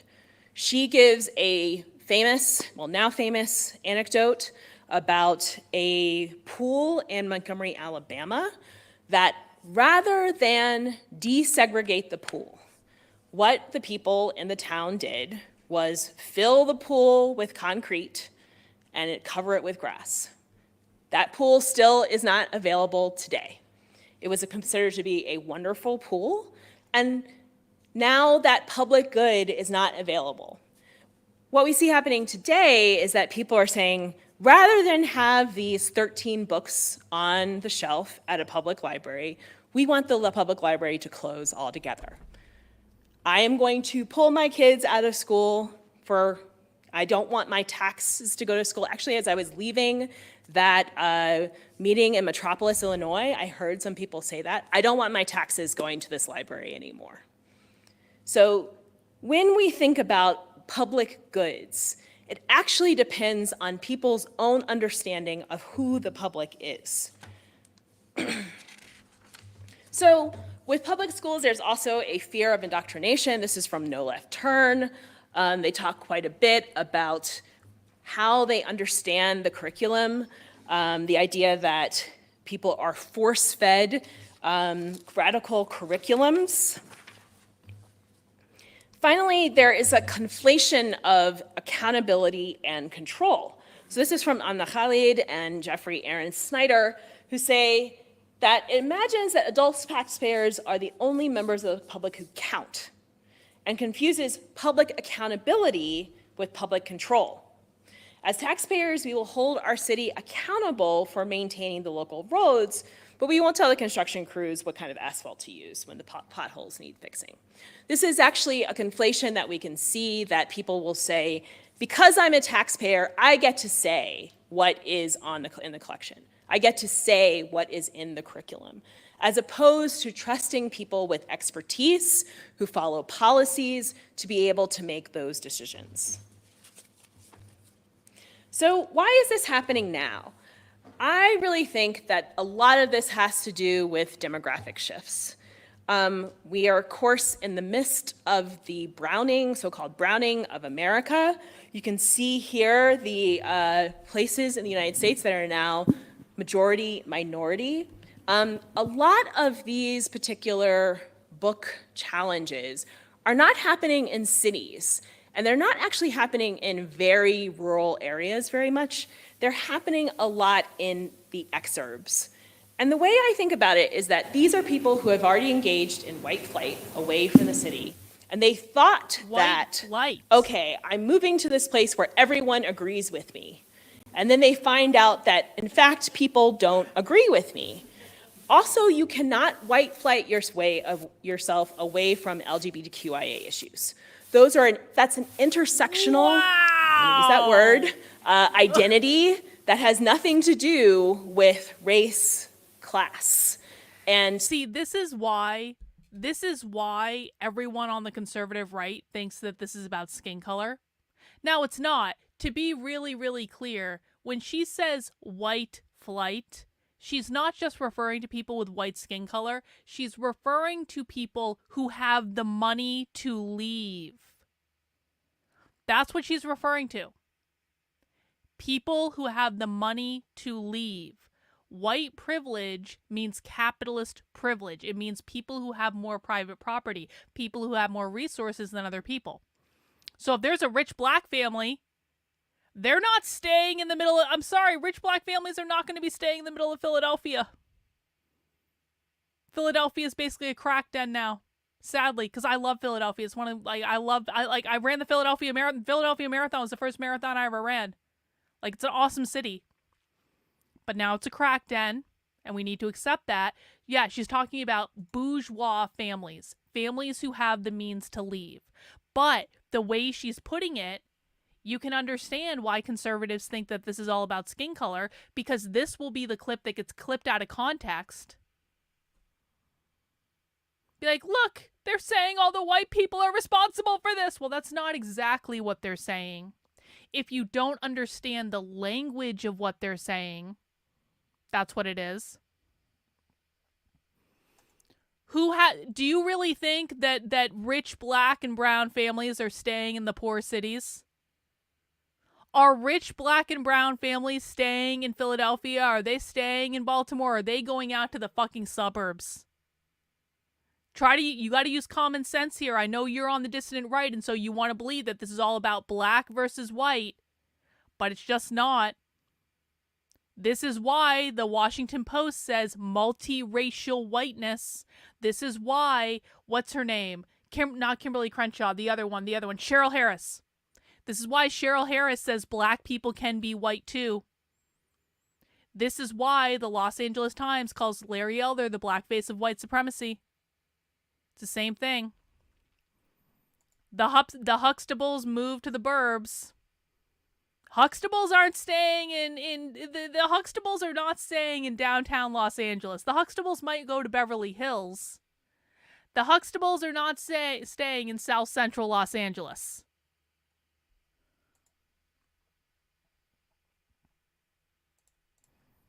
So that's why you actually see so many of these books have to do with issues of LGBTQIA identity. In fact, many No. It can't both be right. It can't both be right. Because on the left does not hate white people. They just don't. And I know dissident right-wingers, I'm not trying to be mean to you. You have a completely different definitions of the terms than the left does. This is what I'm telling you. You're trying to rationalize your way right now into they're using my language, it must be about white people. It's really not about white people for them. It's just not. They have a completely different definition of the term than you do. Now, that's not to say that the issues that you have are not valid issues. That's not to say that you cannot be concerned about the issues of white replacement. It's not to say you can't be concerned about the issue of demographics. It's not to say that those are not real issues that are valid, okay? But you have to start understanding that these are two different issues. They are not referring to the same thing that you are. You are referring to a completely different thing. You're going like this.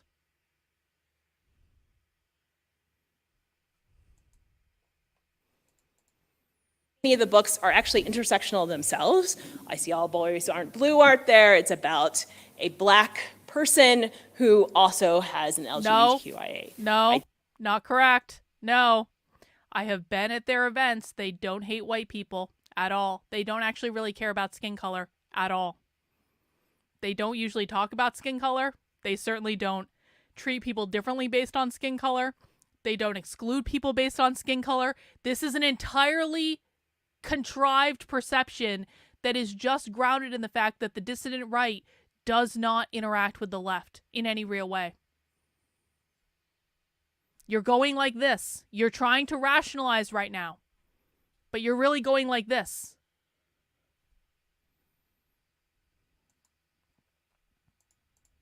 Identity. We can't dismiss the pandemic, so I just updated these stats not too long ago. We have seen 7 million deaths worldwide, almost 2 million deaths here. I have up this picture from the bubonic plague because, as many of you know, this led to the end of feudalism. An entire way of structuring society ended. And I think what we're feeling now is we don't know what the outcome of this particular plague will be. We are still fighting about things like working from home, right? That is just up in the air. I still see it coming across my news feeds all the time. Also, what has changed, I just want to say this in our own country, is that you see people talking about things like child labor laws. My own theory is that, in fact, many of the people who were considered essential have actually died. And there is a look for a new labor force, and what people see is children. So I don't know if you've heard, but in Arkansas, the governor has signed a new law that says that people younger and younger can work. So when we talk about the end of feudalism at the end of the bubonic plague, we don't actually talk about what it's like to go through this, that it's so unstable. We don't actually know what our world will be like next. Also, during the pandemic, school came home. For any of you that are parents out there, you know that school is a black box. The kids go off, they come back. You say, "How was school?" They say it was fine. I had this with my stepkids all the time. And you're like, I actually do not know what you were doing for 7 hours today. I have no idea. I'm sure it was great. But when school was at your dining room table, you could hear what was happening. And in fact, pedagogy has changed immensely over the past 20, 30 years. There is more focus on inclusion, social emotional learning, there's the new math, all of these things, right, have really changed how people actually learn in school. And I think this is really vital to understanding why we have this now.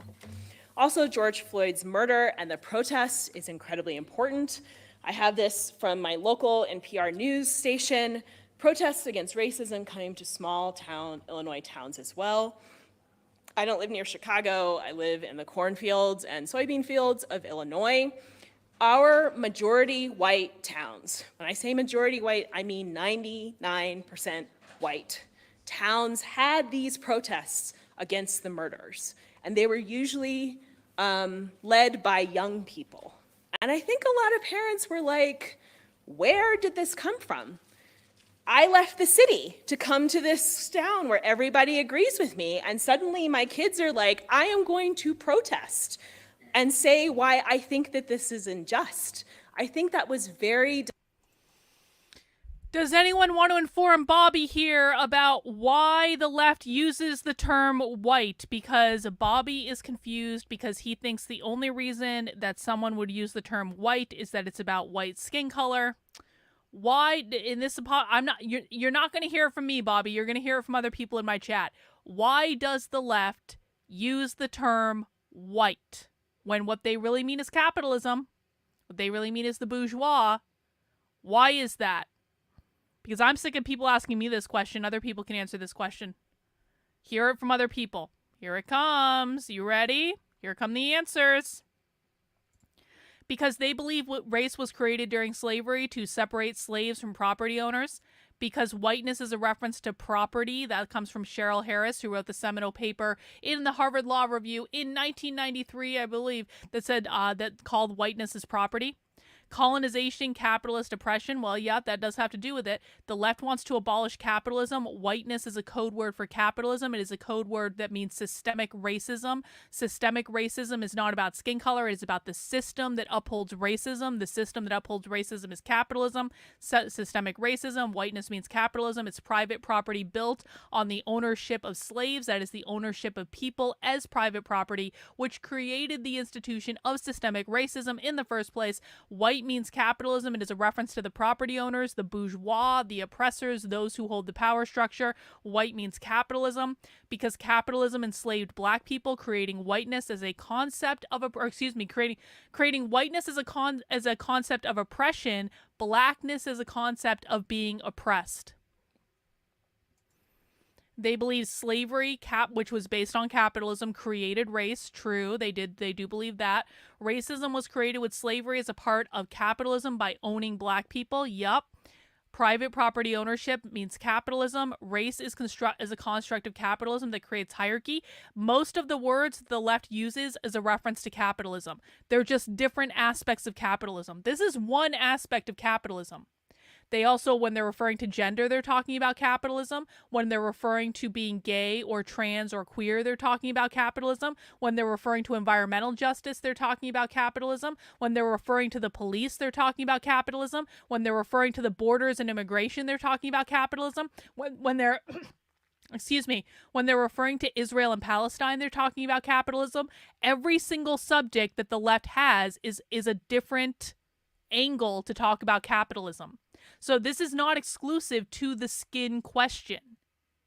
This is just the one that's the most confusing to people because so many feckless people on the conservative right have lied about what this actually means. Intersectionality suggests that a black trans woman takes precedence over a white man. No, it doesn't. That's not what it's about. No, it doesn't. It is talking about your level of capitalist privilege. It is talking about the number of oppression points you have for being an underrepresented proletariat. It is talking about here are all the ways in which you oppose capitalist norms. That's what intersectionality is about. This is why you guys have got to start listening to the left. And Gwen, I appreciate you. I really, really do. Because and I'm not trying to be mean, and I'm not trying to yell, and I'm not trying to do any of those things. But what you are doing is you are trying to put your definitions on what the left is doing instead of listening to how the left is defining things. I understand why it appears this way to you. But on the left, they view it in terms of people who are oppressed by capitalism. And the more ways in which capitalism is oppressing you, the more intersectionality points you get. Every single thing is a reference to capitalism. All of it. And it's not anti-white because black people can be capitalist oppressors. Hang on. We're going to do a pause. Hang on. We're going to do a pause. And I'm going to show you guys exactly what I'm talking about. We're going to go over to my Substack, which is Carlyn, KARLYN.substack.com. And we are going to listen to Cheryl Harris herself, okay? So we're going to go into the video vault. The video vault is where you can find like all my best clips from the left. And we're going to looking for a very specific video. Might have to scroll down a little bit, but I'm going to know it when I see it. We are looking for very specific video clips from Cheryl Harris talking about this specific issue. And you guys are going to hear it from the horse's mouth. You're not going to hear it from me. You're going to hear it from the horse's mouth. Here it is. Whiteness is not about skin color. It's about capitalism and private property. This is Cheryl Harris, who wrote the article, Whiteness is Property. This is one of the initial people that created all of this bullshit and has been pushing all of this bullshit. This is her speaking on in October of 2014 at the 20-year celebration of her paper at the University of at UCLA Law. And there are 3 clips that I want you to hear. Here's the first one. Whiteness is not about skin color. Whiteness is not a skin color or even a racial type. It is a social relation constructed on exclusion, structural privilege, and its valorization. Again, whiteness is not about skin. This was exactly 10 years ago. Like literally exactly 10 years ago. Again. Whiteness is not a skin color or even a racial. Whiteness is not a skin color or even a racial type. It is a social relation constructed on exclusion, structural privilege, and its valorization. It is a social relation based on structural privilege. That means some people have more things than others. It's not about skin color. She just said it's, and we're one more time. We got other stuff. Whiteness is not a skin color or even a racial type. Whiteness is not a skin color or even a racial type. Let's move on to the next one. You don't have to be white to have whiteness.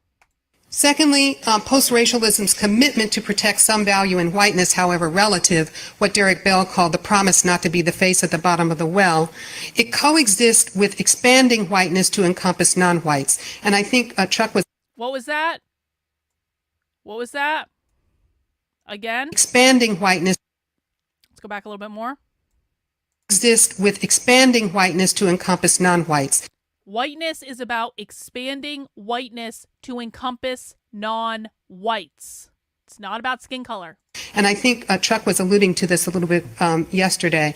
Post-racial whiteness is conditionally available to persons of any racial group, even some blacks. Post-racial whiteness is available to anyone of any racial group, even if they are black.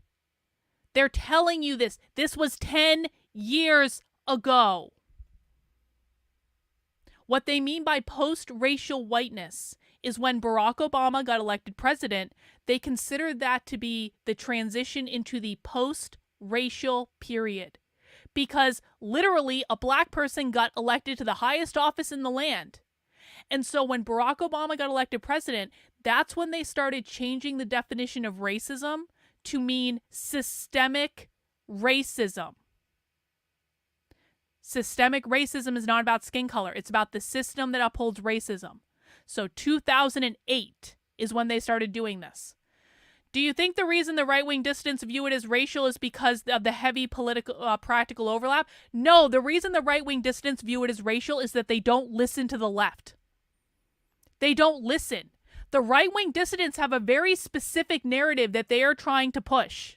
That is all about skin color and protecting white people and all this bullshit. And listen, again, I'm not suggesting that people shouldn't be concerned about demographic changes. I'm not suggesting that that makes someone a bad person. But the thing of it is, when you are specifically ignoring the evidence that exists, when the left is literally telling you, Cheryl Harris is literally telling you, this is not about skin color. This is like black people can be white too. Let's listen again.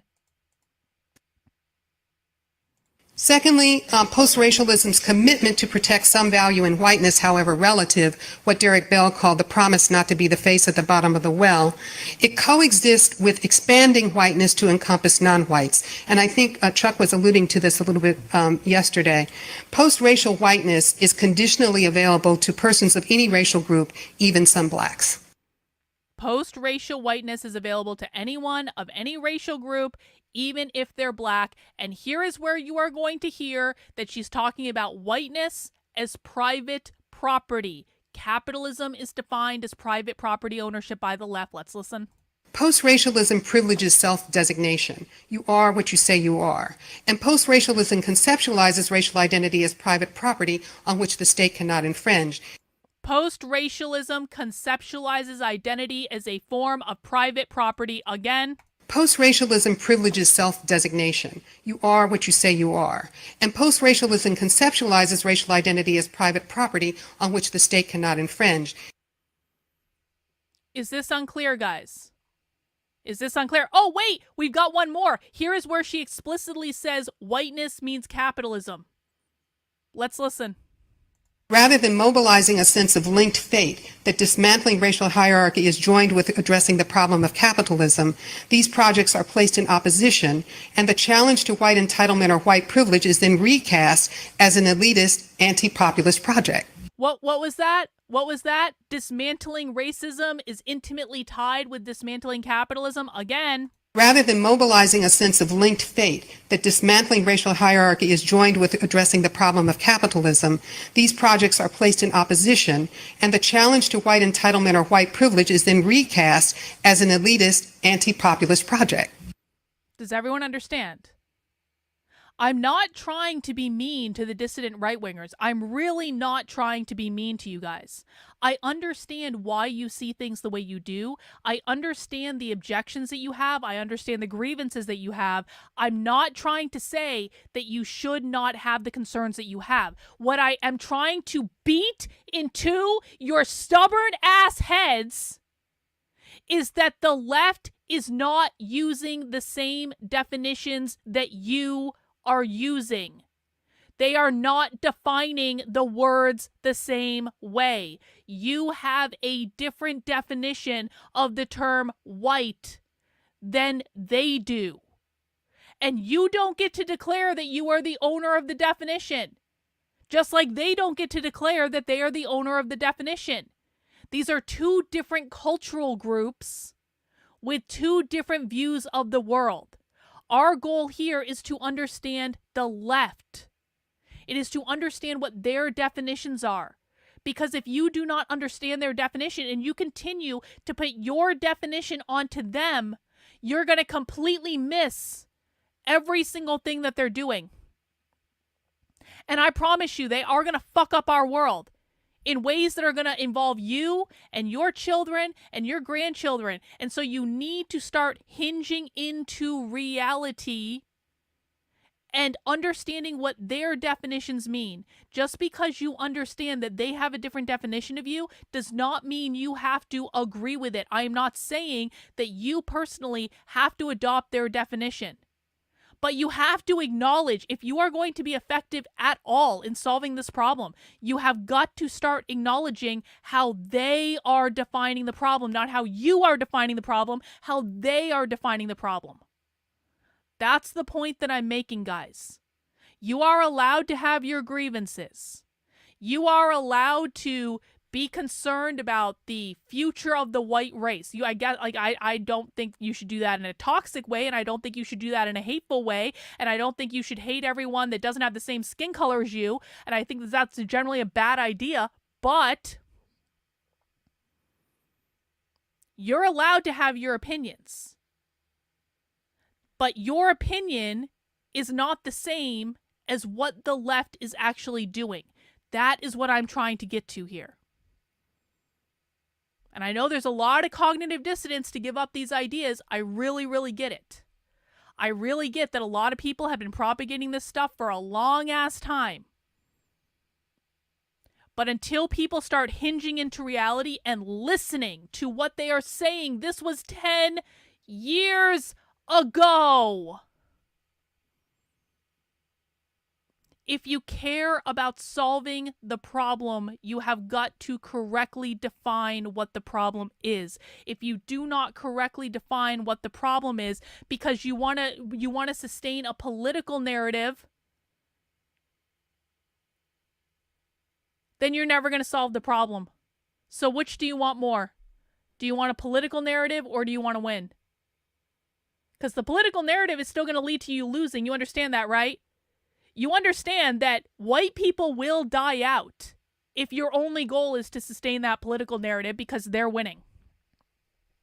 And their win, the left's win, because the left defines borders as in immigration.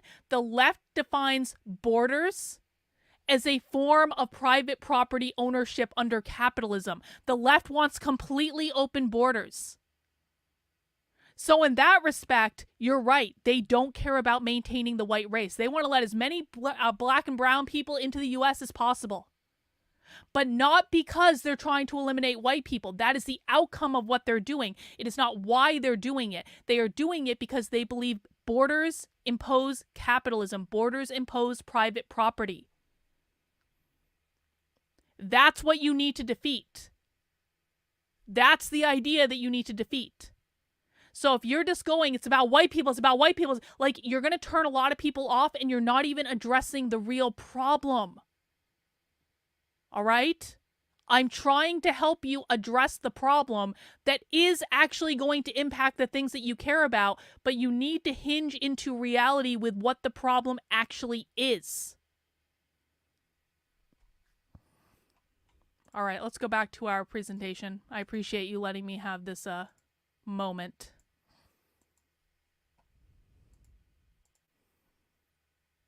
Destabilizing to many people. Finally, we are just in a time of reactionary politics. We, of course, had the election. Well, first, we are a generation after the civil rights movement. And so we often see things happen generationally.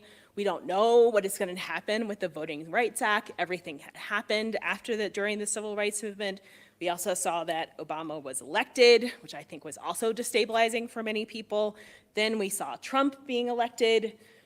That was also destabilizing for other people. So I do want to talk a little bit about the election. This is why the election matters. I am already worried about the makeup of the Supreme Court. So I've actually asked lawyers, what do you think would happen if a freedom of expression case went up to our current Supreme Court? Many of those lawyers are very sure, they will definitely support the First Amendment. And I'm like, I don't know why you're sure of that. I certainly am not sure about that. Also, this is a very local issue.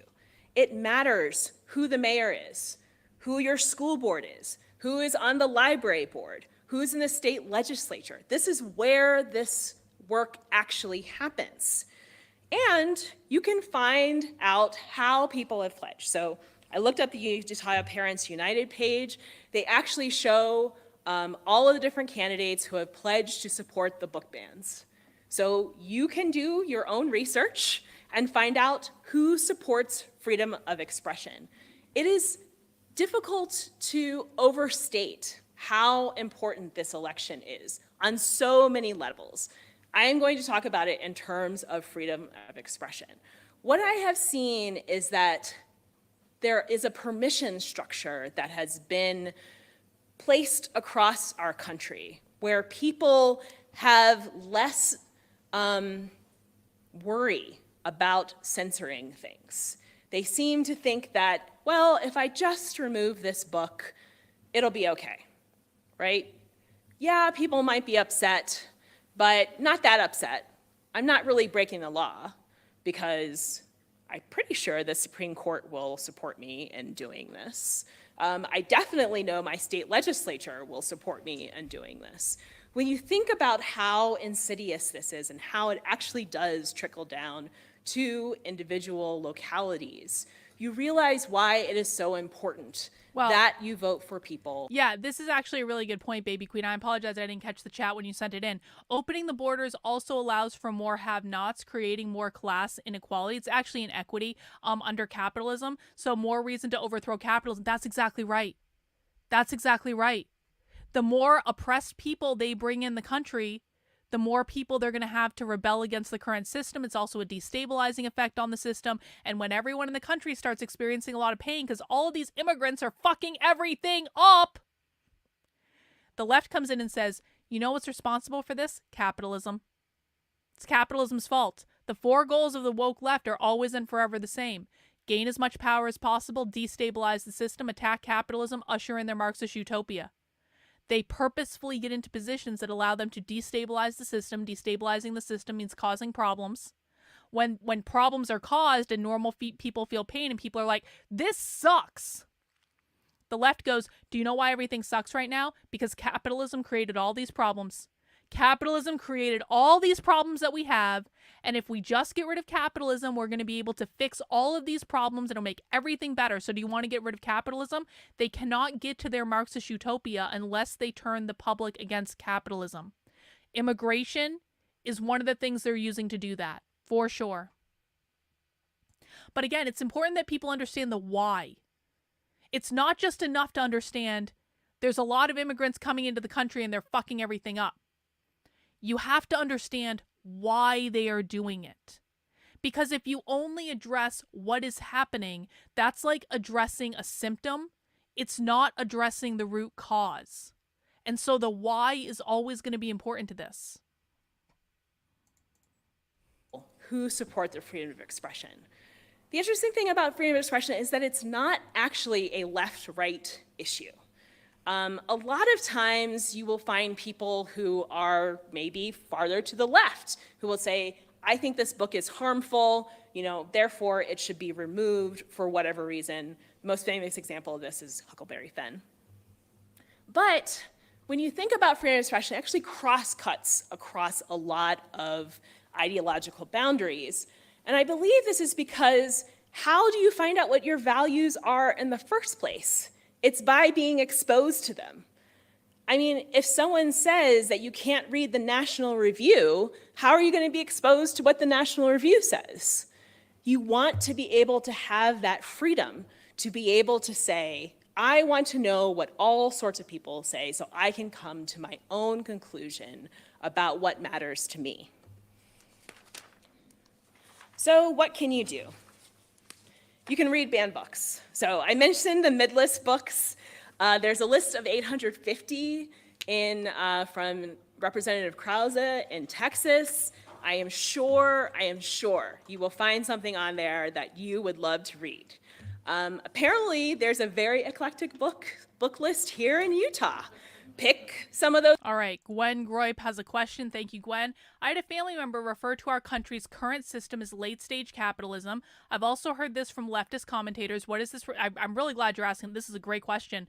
What does this term refer to exactly? I think I understood what was being described but you're the expert. So the left believes that we are in the final stages of capitalism. This is why, people keep saying, when are they actually going to, violently overthrow the U.S. government? 10 to 15 years. This is why I keep saying I don't actually think we have the time to solve this problem that people do.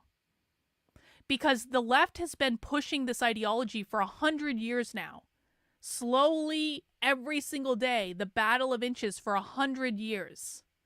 They went through about 60 years of just getting their pieces into position to gain as much power as possible, to get institutional power. That took 60 years, thereabouts.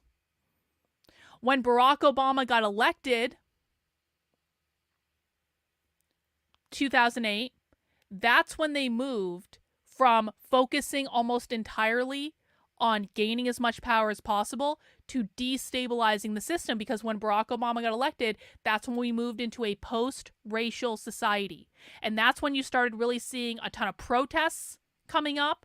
That's when you started seeing a ton of destabilization on college campuses. That's when you started seeing equity getting implemented in every single school district in the country. And now we're moving into a new stage, because what's happening is essentially we have like the first classes graduating from high school and college that have been entirely educated in equity since they were 5 years old. So this is a completely different system. This is not the school system of before. And so the kids that the school system is turning out now, like not all of them, some of them have escaped this, but a large chunk of them have been fully indoctrinated into this ideology since they were 5 years old. They don't know anything different. And they're the ones graduating from college right now. And they're the ones doing the campus protests. And they're the ones that are causing all this trouble. So this has been for the past, 15 years, a destabilization effort. Now they're moving into the third stage, which is hard attacks on capitalism. We're starting to see the word. Has anyone noticed this? Like, I've been screaming about capitalism for years now, but in the last year or so, we've been seeing capitalism mentioned everywhere. Overtly. Like, they're not hiding it at all. Because now they're moving into the stage where they are aggressively attacking capitalism. So to go back to your question, why are they referring to this as late stage capitalism? They believe right now that the left is in a position where enough people are pissed off about capitalism that all they need to do is start hammering capitalism directly all the time in all the different ways. And they're hammering it directly and they're calling it out by name to get as many people on board with the fact that we need to abolish capitalism as possible, because they cannot get their Marxist utopia until they abolish capitalism. So they believe we are in the final fucking fight. The final boss. That's why we're in late stage capitalism. They believe that capitalism is about to be overcome. And not immediately, not like tomorrow or anything, but like, again, give it 15 years. And I think that's being generous. That's why. Those books, get to know those authors, ask your libraries and bookstores to bring them out to talk. There might be a kerfluffle if you do that, but it is worth it to really support especially those mid-list authors. So everybody, Sarah J. Maas is going to be fine. The authors of Genderqueer and All Boys Aren't Blue, they will both be fine also. Hey, thank you, Dragon Balls, for the super chat. Whenever Dr. K talks about capitalism and our dystopian future, waking up audience members, I want to send her more money and support. Thank you. Thank you, Dragon Balls. I appreciate you. Well, I can't quit now because James is quitting. This is our golden opportunity, guys. I need everyone to be going and recruiting James's audience. Bring them over here. I'll even be nice to them. I will be nice to James's audience. This is how much I want this to work out. James isn't going to be educating people about the left anymore. I want everyone to be going into James's comments being like, you want to learn about the left? Maybe you check out Carlin. Carlin's still teaching this stuff. Carlin's not quitting. Carlin is not bitching and complaining about St. Michael. Carlin is friends with Catholics. Carlin respects Catholics. Carlin doesn't care if people are Catholics. Carlin doesn't care if people pray to St. Michael. Carlin doesn't care. Carlin just wants people to know what's going on the left. That's it. You may have heard rumors about her. You may have heard James talking shit about her. But, maybe come to a stream. Because she'll show you things James won't. Because James is quitting to complain about the woke right. Yeah, James Lindsay W. He forced me not to quit. Exactly. It is really these mid-list authors who are having the hardest time. I also love Jane Mount. I'm sure you've seen her work before. You can actually go to Ideal Bookshelf and have her actually, with a commission, do your own Ideal Bookshelf. So be prepared and organized. So for those of you who are librarians, make sure that your policies are up to date. They must be reviewed every 3 to 5 years. Make sure you don't have things on there that could be a little bit iffy. Yes, mass genocide. James has announced twice in the past couple days that he is officially quitting because he doesn't think he's useful in the fight against the left. And you look at my Twitter feed. Look at my Twitter feed for the past few days. I've got James's tweets on there. James no longer feels that it is effective to teach people about the left because the conservative movement is being co-opted by Nick Fuentes and the Gripers. And so James is quitting.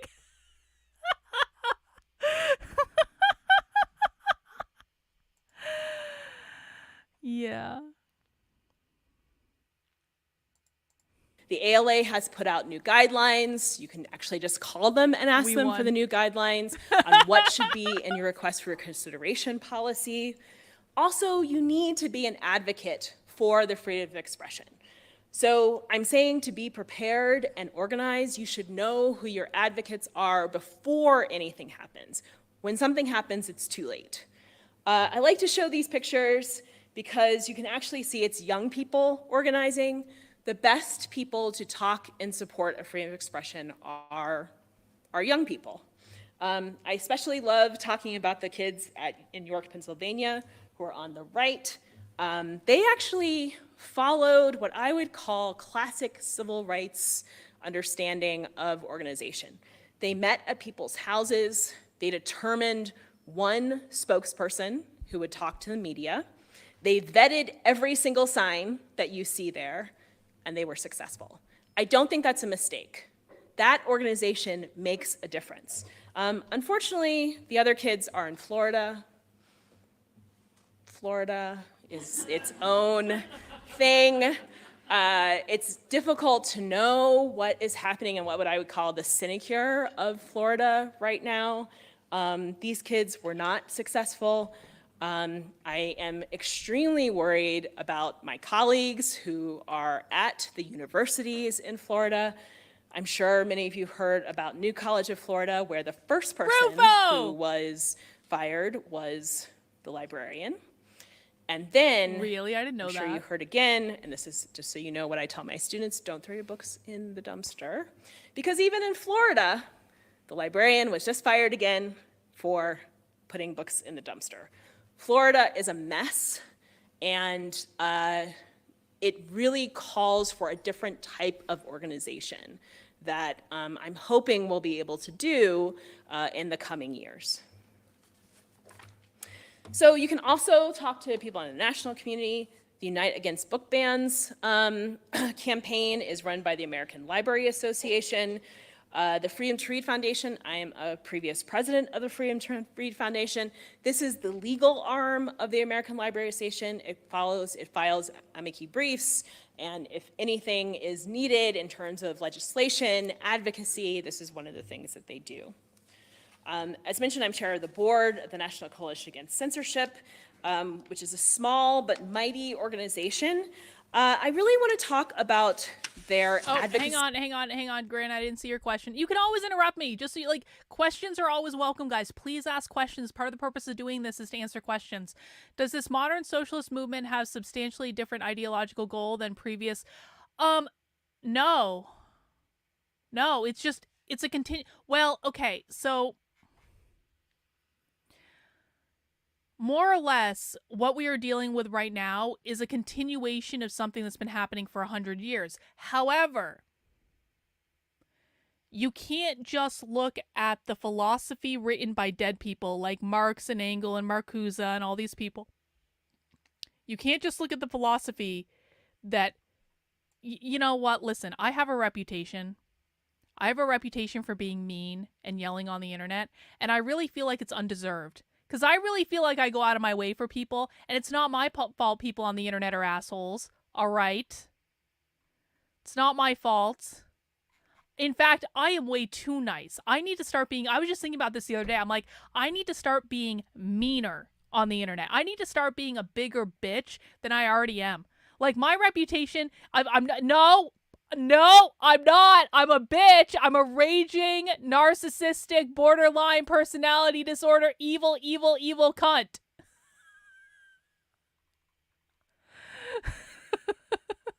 Don't blow my cover.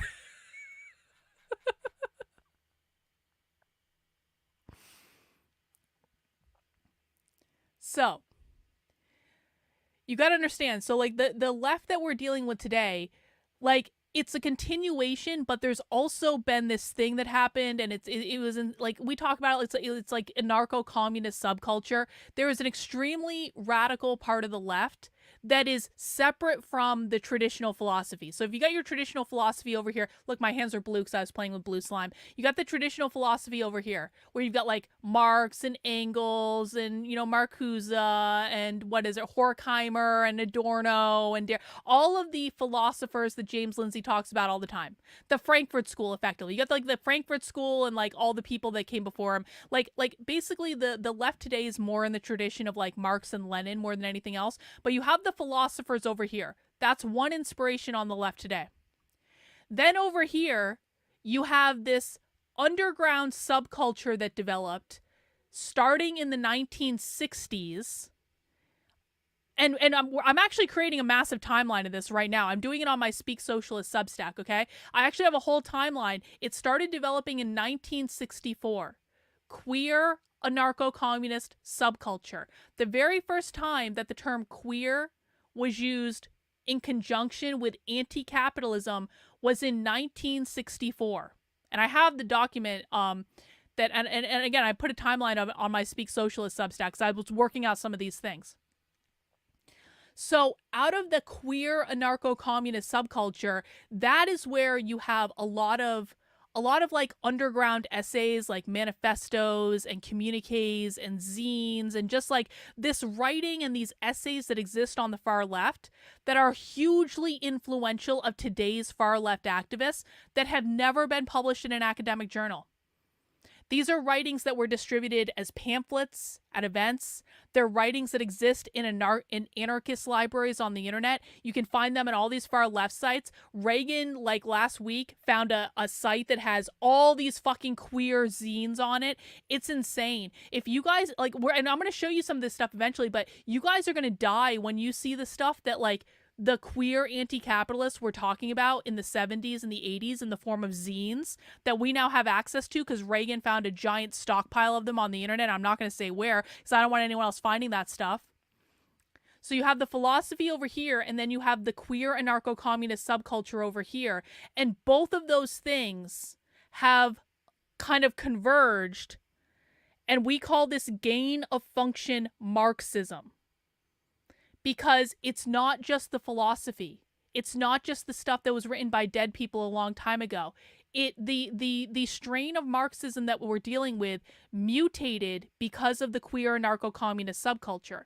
And it's these things that the activists today are reading because they're sexier and they're more fun and all this stuff. We have been, so go to the supporter Discord. Like, some of this stuff is available in the supporter Discord. I will be sharing this stuff publicly. Like, this is something that I'm working on as part of writing my book, okay? So, like, this is, and I do have an article on my Substack about gain of function Marxism. Essentially, it's this idea that you have the philosophy and you have this anarcho-communist subculture. The bat fucked the pig.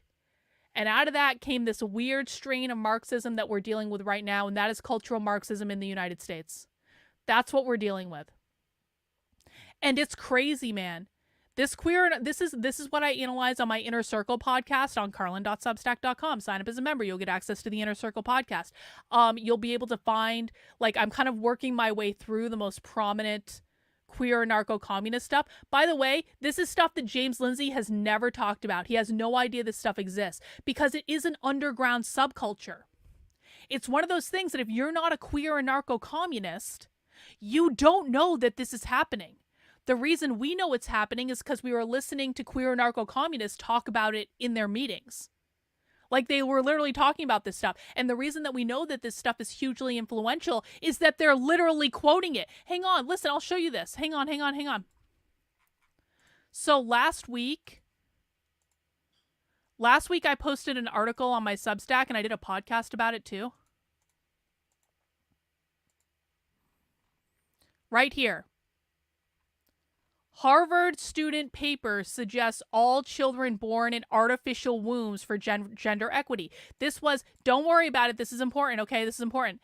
This was a paper that was submitted at Harvard in the Kennedy School of Government on their student policy review Journal. This is a student article suggesting a policy moving forward for the United States in which all children are born outside the womb for gender equity. It literally says transhumanism, the idea of overcoming biological limitations with sophisticated technology, envisions a world where medical technology advances to achieve universal fertilization for the fetuses to develop outside the womb, completely decoupling gender and reproductive labor. This was in a policy paper. I'll show it to you. Called How to Abolish Gender, that is still up on the Kennedy School website today. Here is the point that I want to make with this. Going back to the point about queer anarcho-communist subculture. Here is the actual paper. Okay? If we go to the actual paper and we look at the work cited. The Gender Accelerationist Manifesto, 2019. Gender Accelerationist Manifesto, 2019. Do you know what the Gender Accelerationist Manifesto is? Oh, wait, I'll show you. Go back to the Actively Unwoke website. Go to the Inner Circle podcast. I have a 3-part series on the Gender Accelerationist Manifesto. The Gender Accelerationist Manifesto is queer, anarcho-communist subculture. It is one of those zines that I was talking about. It is explicitly one of those zines. I think there's even more of the anarcho-communist stuff addressed in this thing. Hang on, let me just scroll through it real quick. That's not the queering anarchism. That's also queer anarcho-communist subculture. Queering anarchism, addressing and undressing power and desire. We've actually started analyzing this book on my channel. Queering anarchism. So this is a paper that was published in the Harvard Student Policy Review, in the Kennedy School of Government, that is explicitly quoting these queer anarcho-communist subculture papers right next to Marx and Engels.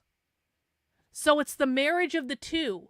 It's not just the philosophy, it's also this subculture. And we know this directly because we can see it directly being quoted. And what I think about traditional gender roles doesn't really fucking matter, because this is about understanding the left.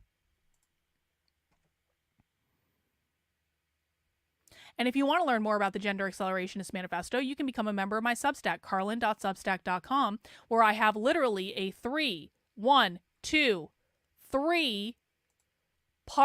podcast where I read and analyze the Gender Accelerationist Manifesto, and it talks about abolishing capitalism a lot, and it's some really, really, really, really, really, really, really crazy shit. It's really crazy shit. It's really crazy. People should listen to it and know that it is being quoted as a matter of public policy at the Harvard Kennedy School of Government. Now, in real time. This is why we have to concern ourselves with the marriage between the traditional philosophy and this queer anarcho-communist subculture dystopian bullshit. Because it is influential, the kids are reading it, the kids are publishing papers on it, it is going to become more part of the conversation, and it is this queer anarcho subculture bullshit that wants to abolish all gender, that literally says that they want to have all children born outside the womb for gender equity.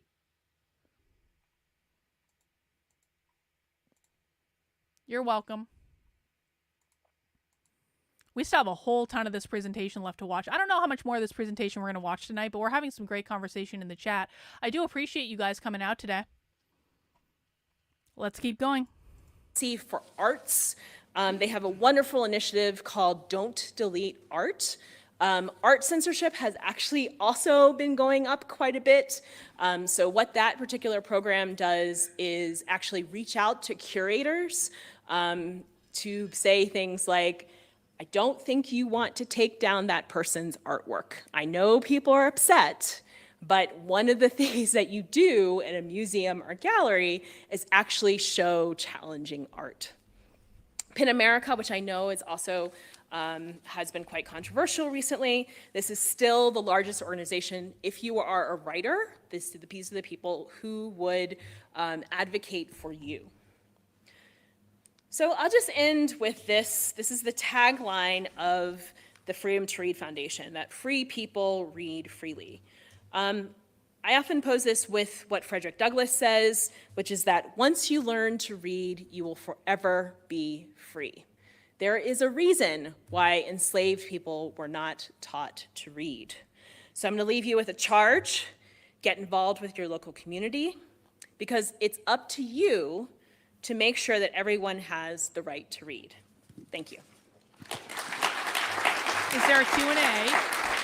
The Q&A is often the best part.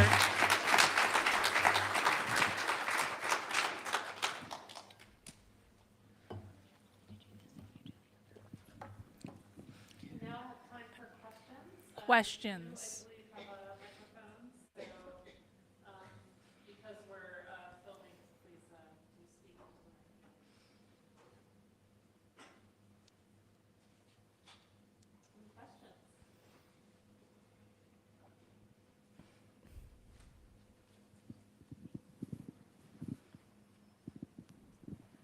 Thank you so much for that awesome speech. I just wanted to take into consideration when we were promoting this event, obviously we had people from different sides communicating on Facebook pages and everything like that.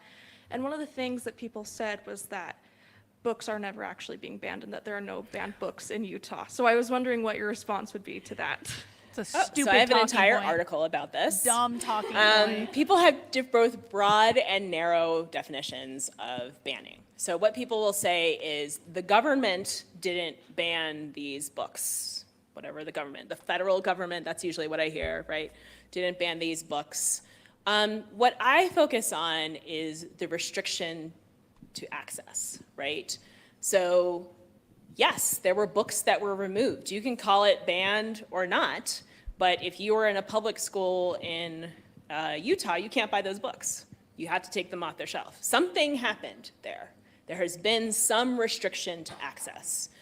And I think getting into semantic arguments about it is not usually helpful because people will just come back with another semantic argument. What is really important is that people are imposing their own values over others. They have said, I don't like this book, and therefore you, whoever you are, should not have access to it. So that's really what I try to focus on. So banning, my book is called Book Banning in 21st Century America. I rarely use the term ban in it. I usually talk about removal, restriction, because banning, as I mentioned, has a lot of nuances to it. Everyone How go is and something follow her on banned? Twitter. From what was it banned? She's going to all let those someone follow issues. her. Everyone but go follow her on there has Twitter. been a restriction in access, and that is a censorship practice.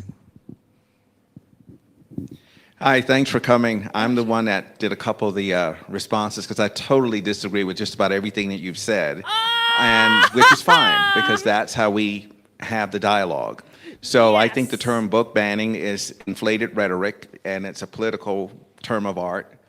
And so the Supreme Court in 1982 said that you can censor books if it's not related educationally to the student.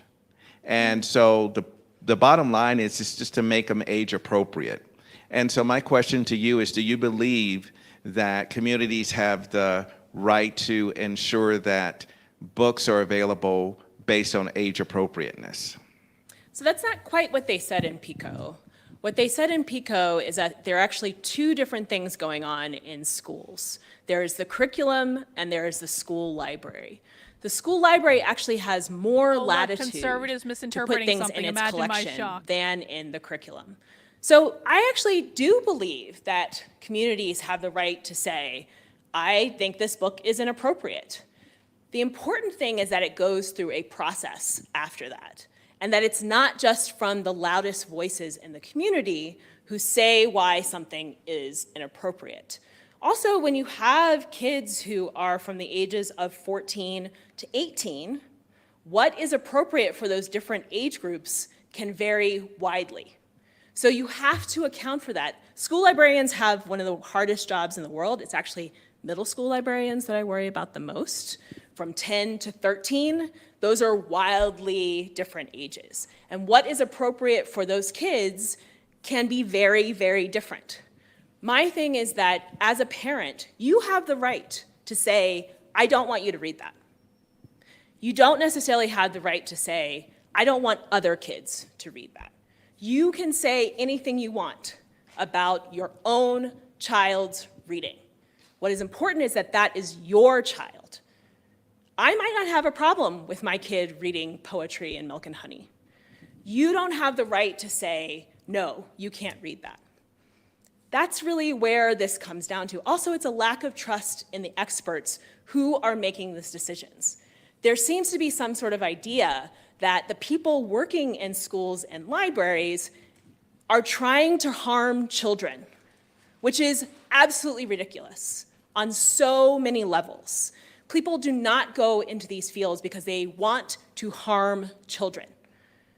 And so saying they have been through classes, many of them have master's degrees, to make these decisions.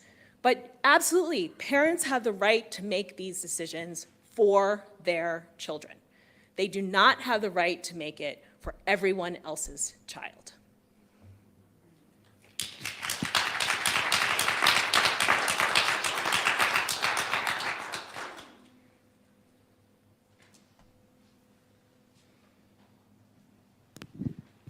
Thank you, Dr. Knox, so much for being here. This has been great.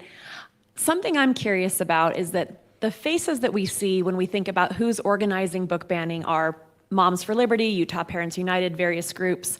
But I just finished reading Mike Hixenbaugh's They Came for the Schools, and it kind of started falling into place for me. Like, this is part of a larger effort to erode faith in public school, public Yes. institutions. Oh, please. It seems like Yes. there might be a presence behind the big groups that are organizing this for a bigger cause Let's or providing erode as money. much faith in Do you have schools any as we insight can. into that? Is this truly a grassroots organic movement, or is it part of a broader, well-funded, well-organized effort behind the parent groups?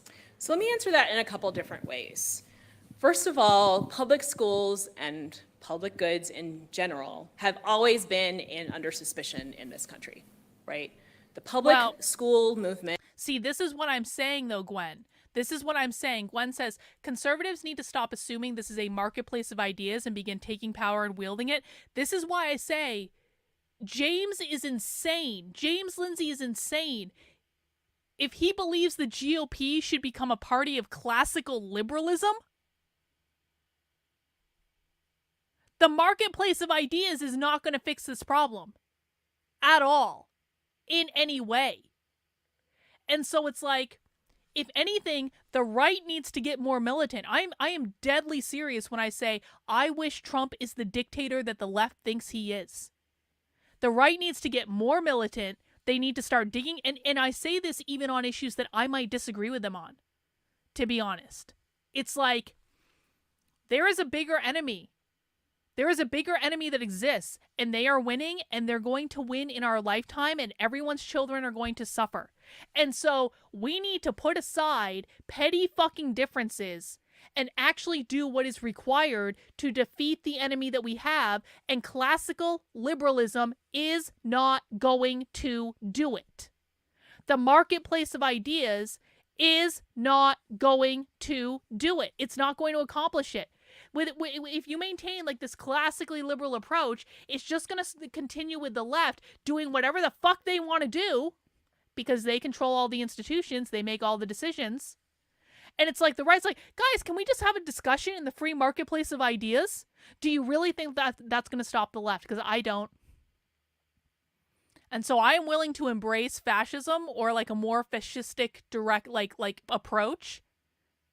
Maybe not in all things, and I'm not willing to embrace all fascism. I'm not willing, like those fucking retarded wignats over on Twitter, I don't want them in charge either. I don't want those retarded, like fucking white power people on Twitter in charge of anything. They would be just as bad. They can go sit in the fucking corner. But like, we need to start getting more hard line in the approach, and we need to start like taking the fucking training wheels off and actually saying, no, we will not tolerate this bullshit anymore. I want no more insane shit in schools. No more queer bullshit anywhere.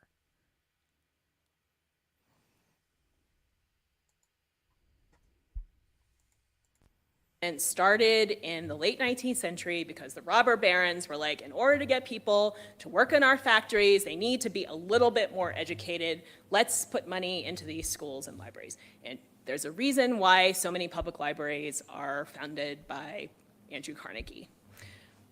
So you have to realize that we are one of the few countries in the world where you can pull your kids out of school in the first place and homeschool them, right? This is something that if you said that in France, people would be like, what are you talking about? They want to get rid of We don't do that. homeschooling. They want to get rid of homeschooling, So told you. I think it's important to just start there.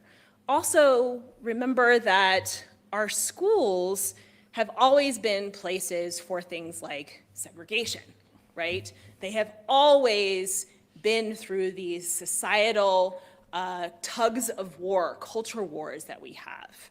So if we think about today, I would say that in some ways it doesn't matter if it's grassroots or not.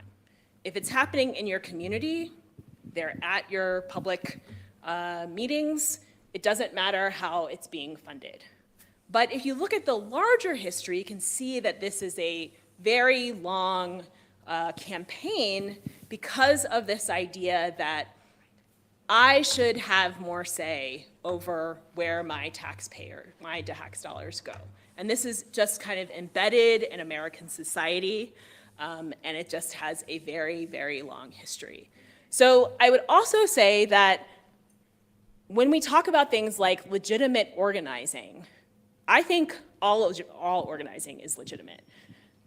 Everybody should be able to start Facebook groups, say, come over to my house, let's talk about this. It doesn't make it any less authentic, which I think is not quite the way to think about it. In some ways, all organizing is artificial because you are trying to reach the right people, you're trying to get your message out. So just think about organizing itself as being its own practice that will feel a little bit artificial no matter who is doing it.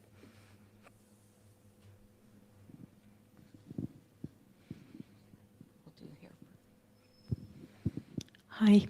I just came back from visiting my son who lives in Louisiana, and they actually are going a step beyond because they put the 10 Commandments in public schools, so that's like even way beyond, but they are Which banning I books think is there as dumb, well. by the way. I don't think it's a good idea, but I you know, kind whatever. of equate this almost I'm not to fighting that the battle right abortion now. issue, where I want to say to people, if you don't want an abortion, don't have one, but don't impose what you feel on me or anyone else who decides that maybe it's right. So what you said before is great. If you don't want your kids to have it, don't bring it in your house and don't let them read it.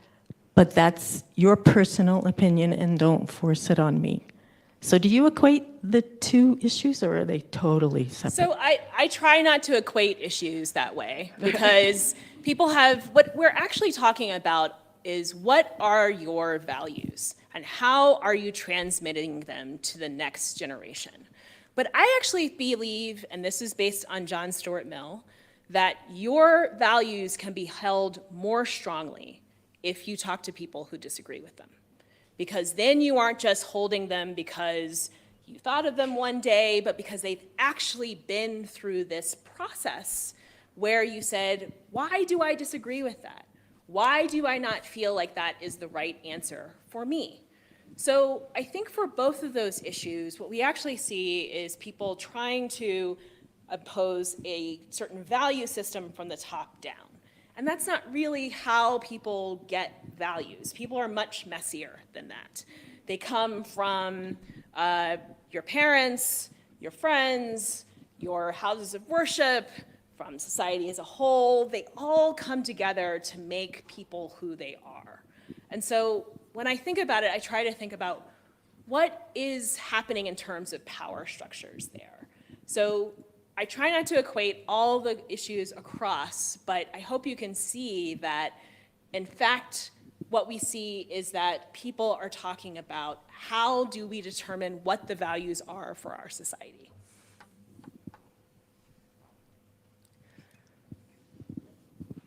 Hi, thank you for your educational and inspiring talk.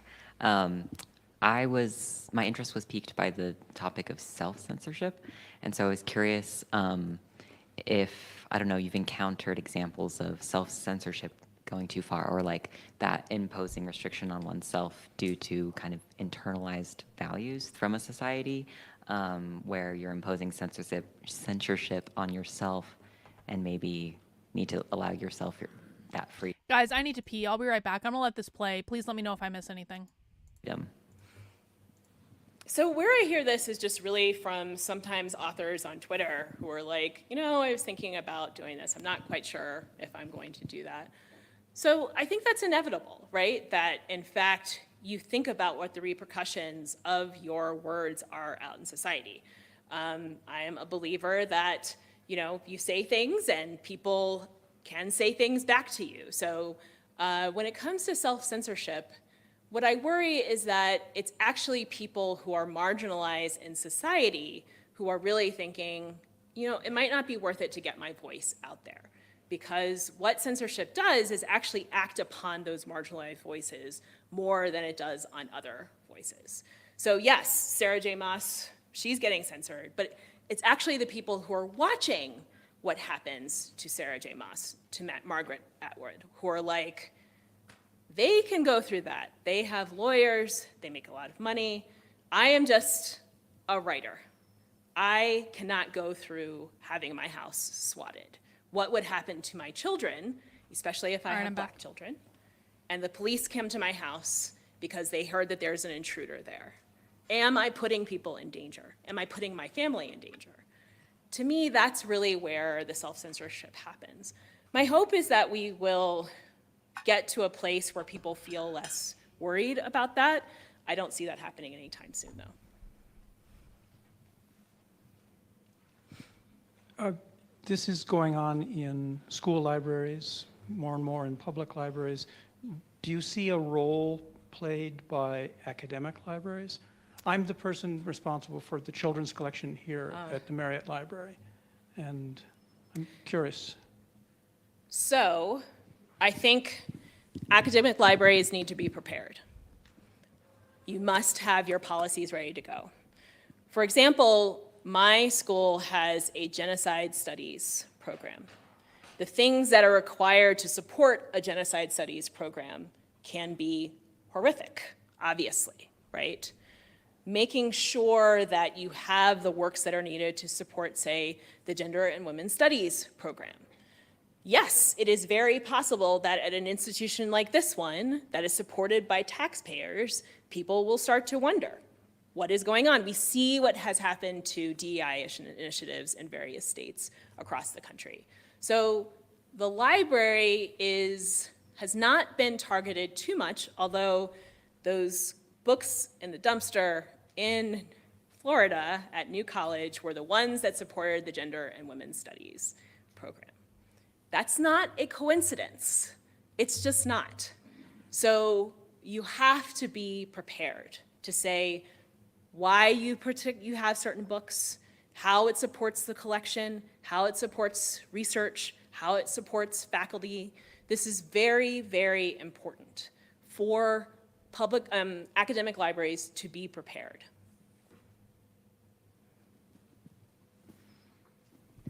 Hi, could you please say more or specify more?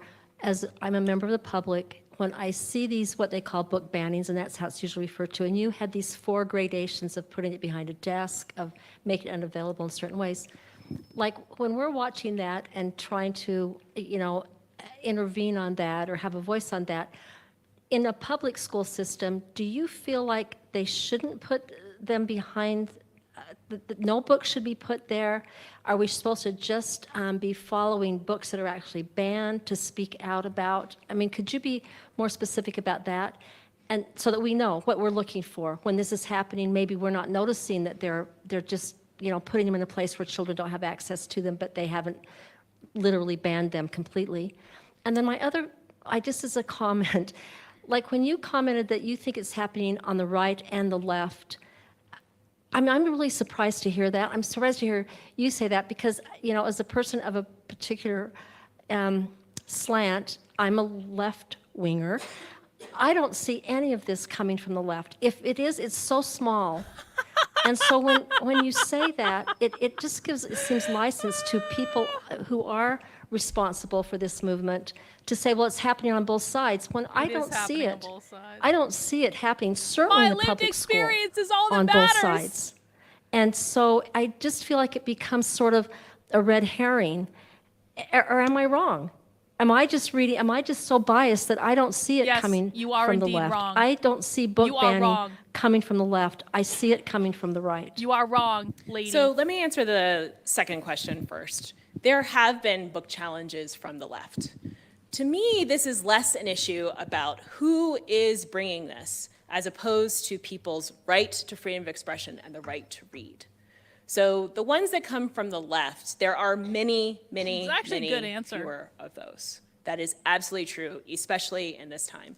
But in my book, I talk about someone who tried to ban Brave New World because it uses the term savage in it. You often see books that are about stereotypes that are people try to get them out of curriculum, out of schools. Jason Reynolds' books get challenged quite a bit. He just ran the Genius Grant. So I think it would be disingenuous for me to say that this doesn't happen. And actually, I don't actually see it right and left. It's actually from all different sides of the political spectrum as a whole, because reading matters. It is really powerful. And so you have to start there. There's a reason why people try to keep other people from reading things, because reading changes lives. It really, really does. You can read things that are difficult and you wrestle with and you think about for a very long time. That's actually the point of many of the things that we get people to read. So when people say, you know, I don't want my kids to read about, segregation or something like that, it's because of the feelings that might come up that, my people were involved in this. I don't know how to explain that to my child. I don't want to have to do that. Yes, if you read this about in Huckleberry Finn where the N-word is used all the time, I might have to explain to my child what that means, how that word is used. They might actually be hurt when that happens, right? So to me, it's much more about actually having these conversations and not just saying, I want these taken away altogether. I don't want to discuss this at all. So you'll have to remind me of your first question. When I go to a state board meeting, when I hear about, I was a former member of the State Board of Education for 2 terms, and so this was starting to creep in when I was there. And I have never known how to discriminate on at what point do we say this is wrong. Putting a book behind having to a child have to ask for it, is that something we should be standing up to and saying, no, you can't do that? I mean, how do we drill down on all these issues as a citizen?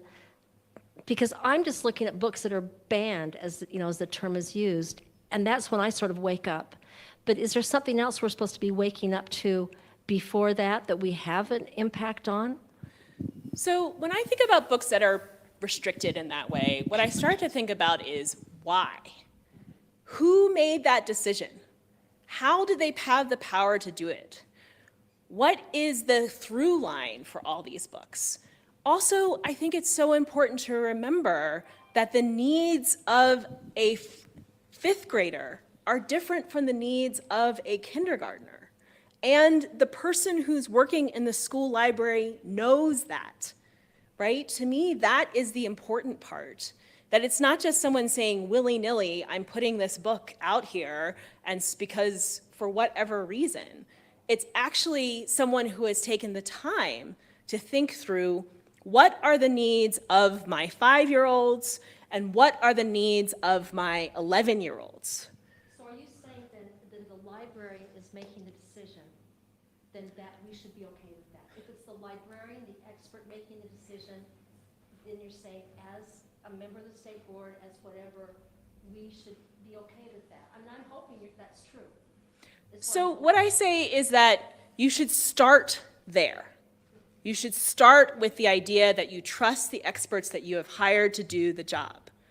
But everybody has the right to fill out a request for reconsideration. It might be people make mistakes.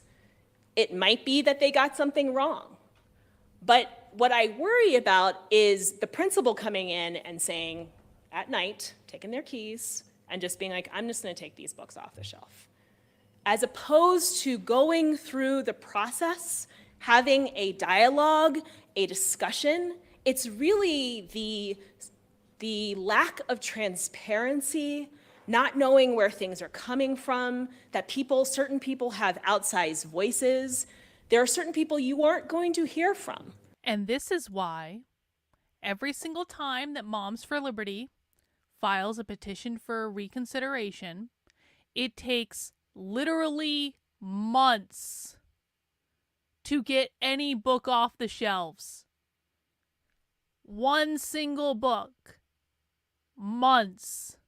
This is why I have been against the book banning bullshit from the very beginning.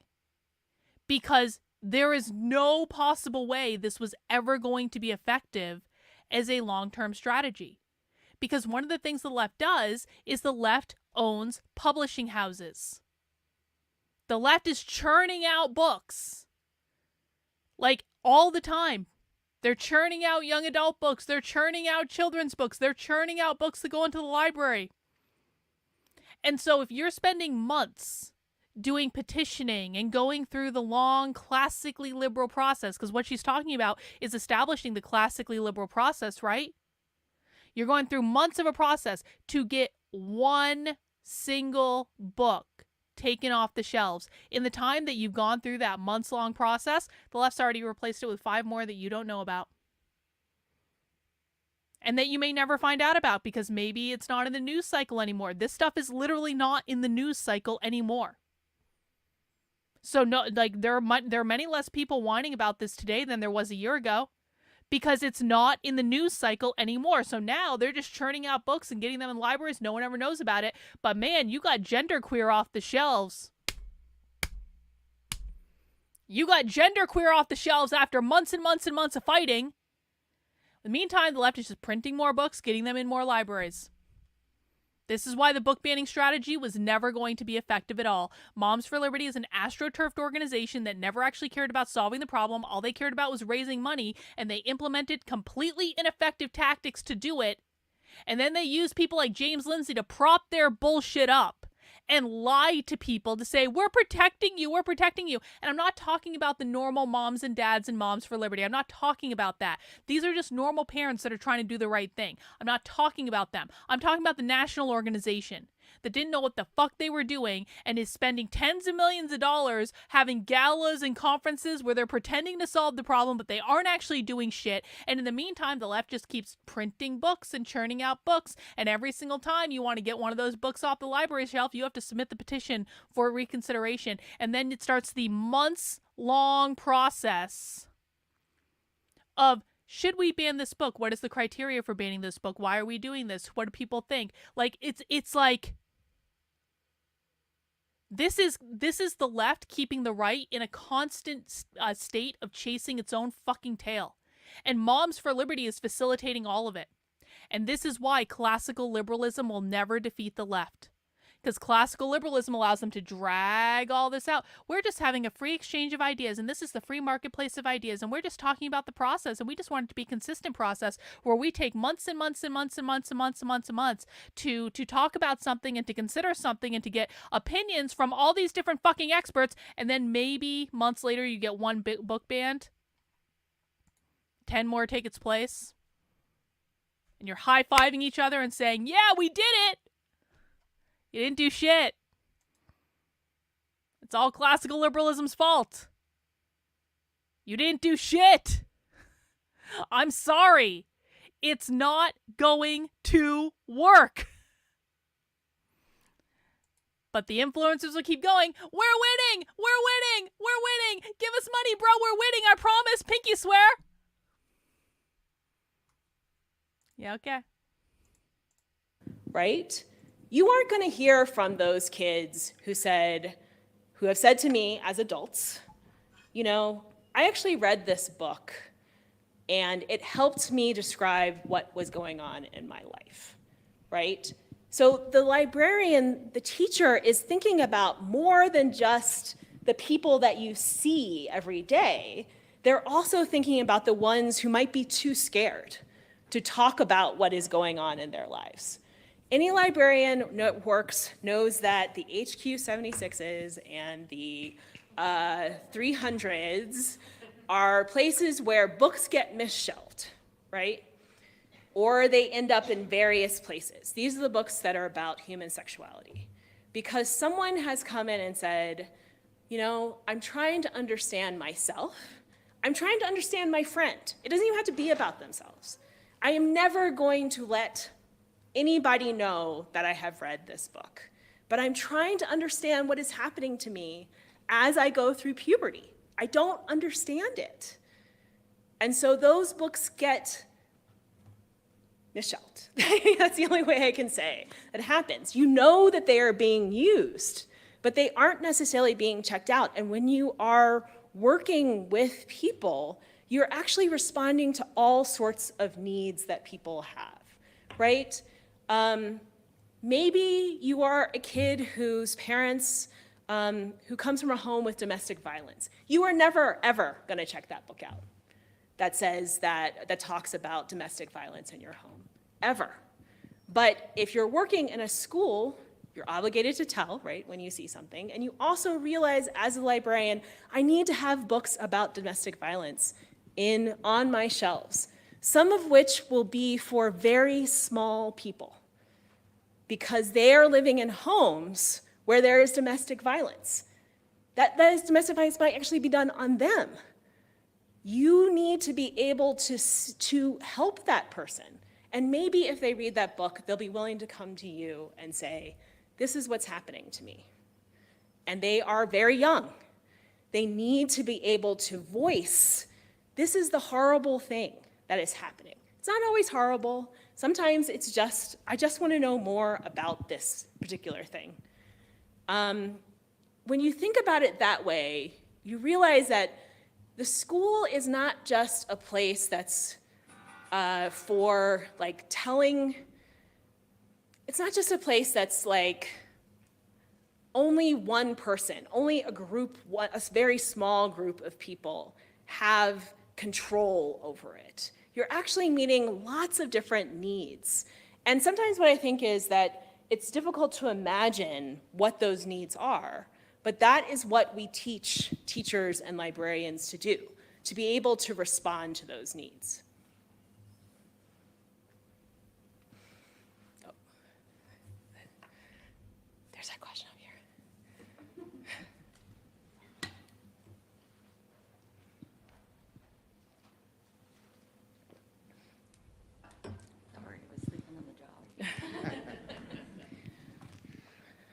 In your book, you discuss the historical context of book banning, and the context of my question is book banning successful over time, or does it backfire? Here it is. And ultimately, the results are negative. So, oh, that's a great question. So is book banning successful?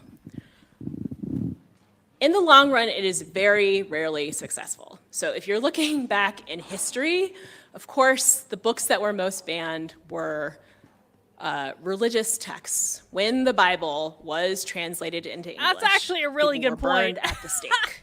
That does not seem to have been successful. That's a really good point. That is how I will put that. But it's successful at that time. You would have been afraid to have a Bible in English in your house. So it's actually this chilling effect that is successful.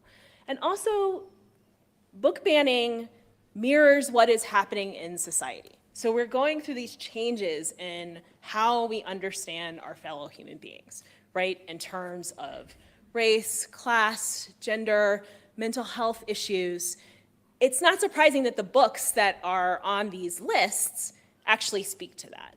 If you go back through time, you can actually see what is happening in society based on the books that get banned. It's actually a lagging indicator. So the change has already happened. And then people say, how did this change happen? It must have been the books. I don't want books talking about it. And then it keeps going. So it'll be something else in the future. But it's rarely successful because what books do is open up these new worlds to people, right? It's actually, I spend a lot of time talking about the power of the book, the actual codex itself, that it transcends time and distance to tell us about people who lived way before us, and even to imagine what people might be like in the future. Books are actually a sacred object. I sometimes ask people, how many of you break the spines of your books? I get two very different answers here. That's not surprising. A book is a mass good, but it actually seems different from most mass goods. In my class, I'm like, well, what if I dropped this book on the floor and just started stomping on it, whatever book it might be? Horror, right? That is a fair point, You would never do actually. that because books... You know what? That is a fair point. Has anyone ever, like, ripped a page out of a book? And you, like, at least for me, like, I've, like, accidentally done this, and I actually feel awful when I do that. I'm like, holy shit, I destroyed this book!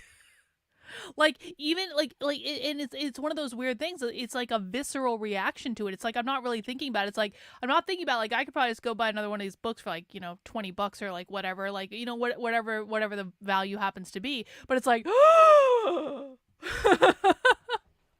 so it does have that kind of, like a feeling of a sacred. I mean, she's right. Like, do you destroy the spine on your books? I don't destroy the spine on my books.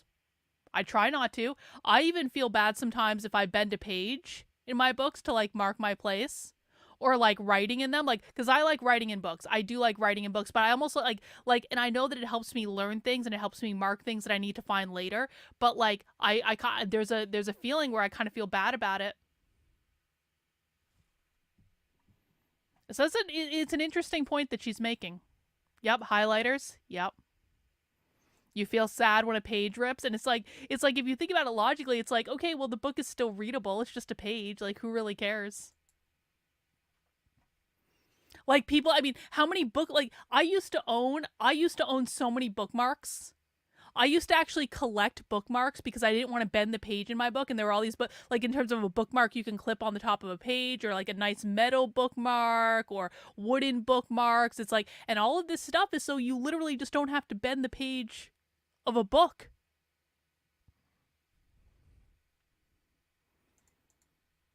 Actually have an outsized power in our society. We think about them differently than other types of objects because they can move things across time and space. They are an incredible technology. You don't actually need anything special except this power to be able to read and write. And I emphasize this is why enslaved people were not taught to read, because it is so powerful, because then you can imagine your freedom. And that was not by reading the Bible, right? You think about Moses leading his people to freedom. That's not a mistake. These things are all interconnected. So you think about the history. Hey, Rachel, it's good to see you. It's really quite complex. I was thinking about you the other day for some reason. I say that it's both insidious and futile. So it's not like kids in Utah can't get any of those books that are up there, right? They absolutely can. It's just that their ability to get them easily has been reduced. So you have to do other things. What happened with Judy Blume's books is that they were just moved around in lockers. And I suspect a court of thorns and roses is moving around people's lockers, right? Someone has downloaded the PDF and said, I'll just send it to you. I don't know what the kids are using to DM right now, but they are using something and say, I'll just send it to you. She's right. it actually is not, it's actually futile. And by the way, when you ban a book, when I'm sorry, banning genderqueer probably sold more copies of genderqueer than would ever have been sold before. Because all of a sudden you have these kids that didn't really care about that book one way or the other, and then they're like, why are my parents upset about this book? What's in this book? Why don't my parents want me to read this book? Maybe I should read that book. It's like, banning a book is the worst thing that you can do if you don't want kids to read it. Do you know what you do? You fucking ignore it and you don't talk about it. It doesn't actually do what you think it's going to do, which is keeping people from reading it. True. What it actually does is both elevates the book. True. Saying, oh, this is a very important book. And it also just says, we're going to make it harder for you to do that. We think that something is wrong with this. And there are many people, this is the Streisand effect, who say, well, I want to know. I was not going to read A Court of Thorns and Roses. I was like, but it's on so many lists. I've got to read this book. I read a lot of fantasy. Actually, I'm in Utah. Brandon Sanderson is one of my favorite fantasy authors. So I read it just to see what it's like. I will actually say I don't think it's appropriate for lots of kids. But do I not think it's appropriate for juniors and seniors and high school? No, I don't think that either. So when someone, if I was a librarian, let me just describe what would happen.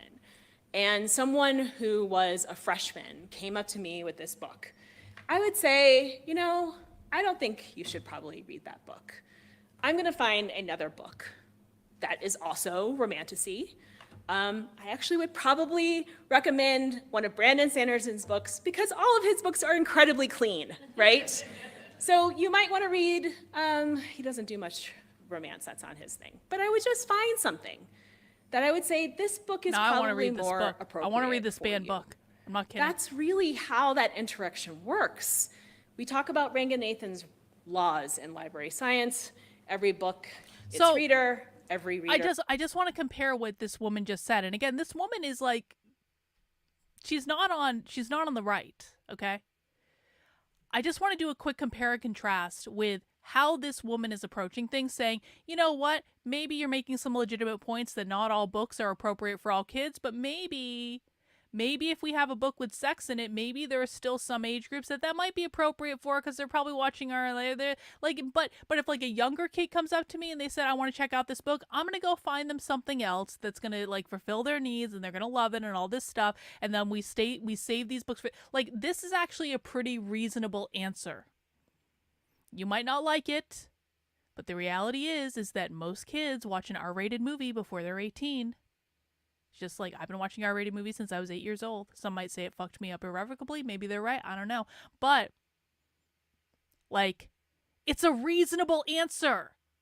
Most people have sex before they are 18. I'm sorry. You don't have to like that to acknowledge the reality that it's not as though juniors and seniors in high school are going to be completely unfamiliar with what sex is. On the other hand, you have conservatives who are going, you're a pedophile, you're a pedophile, you're a pedophile, you're a pedophile, you're a pedophile, pedophile, groomer, and they're acting crazy. And they're acting like no one ever has sex in high school. And they're acting like kids are just pure, innocent beings until they're 18.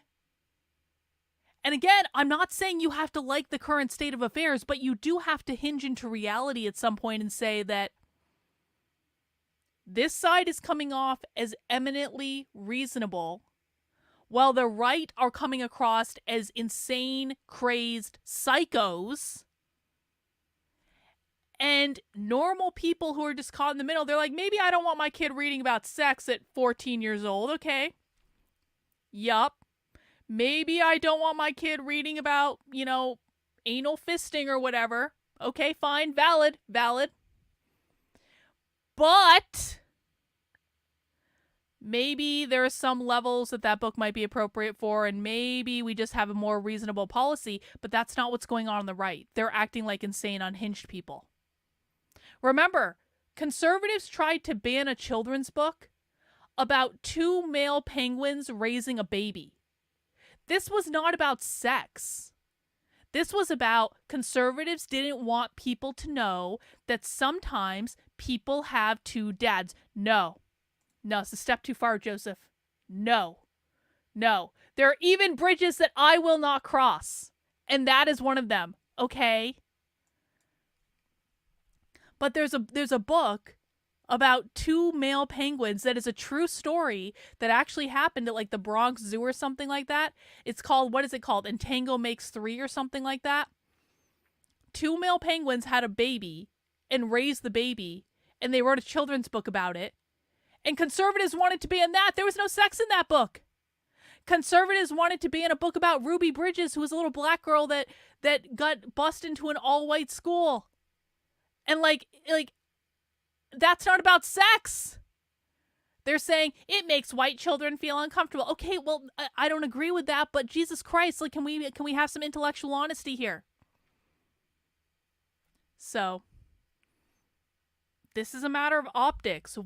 Most people are not tuned into all the stuff that's going on. Most people just want common sense. And they don't want, and when you come in and you're screaming pedophile, groomer, all this is about sex. They're trying to trans the kids, guys. They're trying to sex change your kids in school. They literally do this. Conservatives literally do this. They come across as insane. And this person's going to look a lot more reasonable as a result. Their book.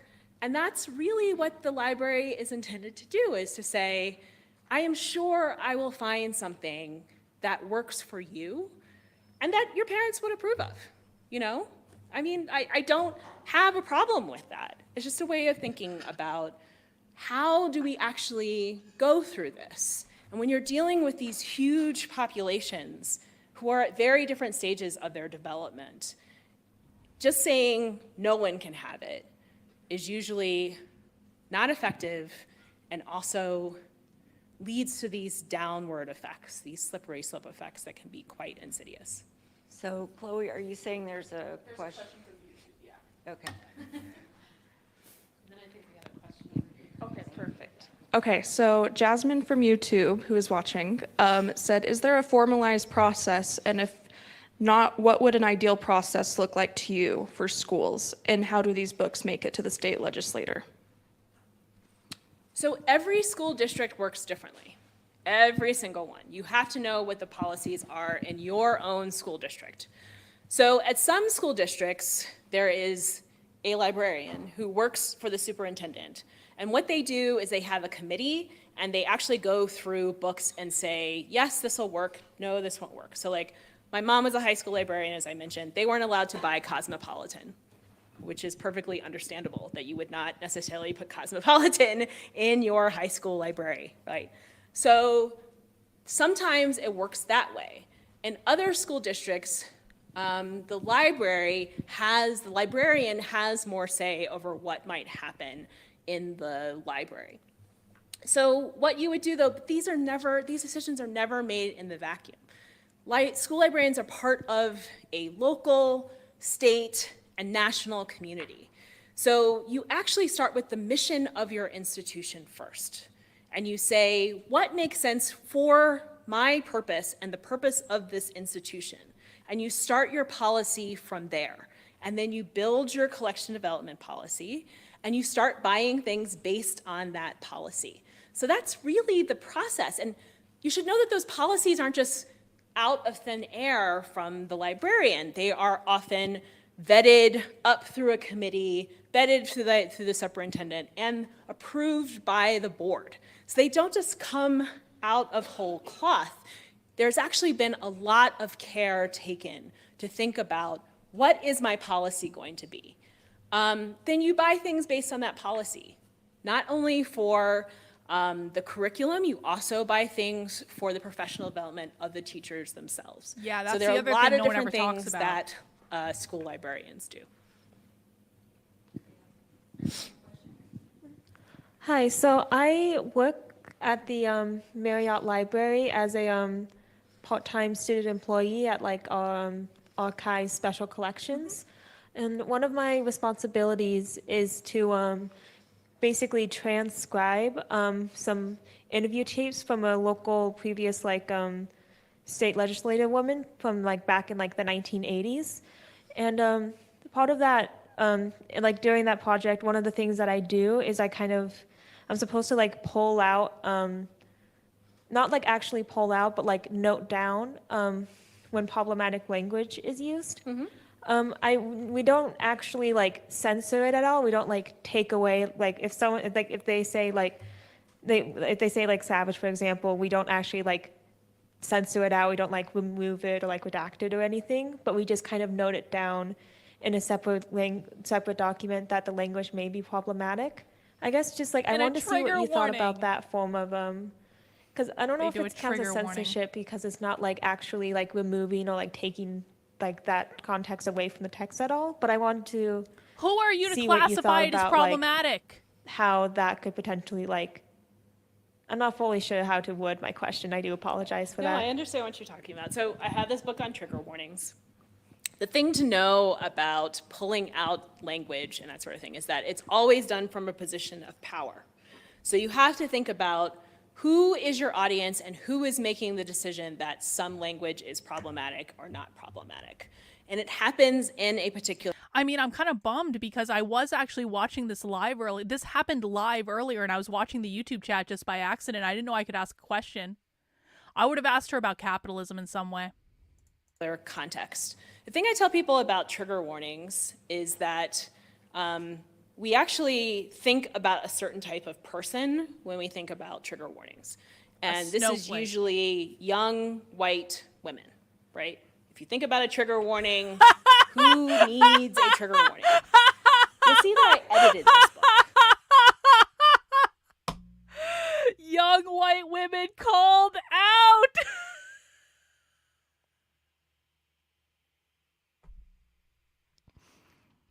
She's saying that it's young white women who tend to be the most offended at words in books. She does actually mean white women in this case. That was great. Let me listen to that again. What I tell people about trigger warnings is that we actually think about a certain type of person when we think about trigger warnings. And this is usually young, white women, right? If you think about a trigger warning, who needs a trigger warning? You'll see that I edited this book, and there's a reason why I edited this book. I knew that I did not have enough out there to enough like understanding myself to be able to write the book. Because who is forgotten when we think about trigger warnings? I had some people write for me. They work in a community college. They teach English, and often the people in their classes are young people who have just been fighting, usually in Afghanistan or Iraq.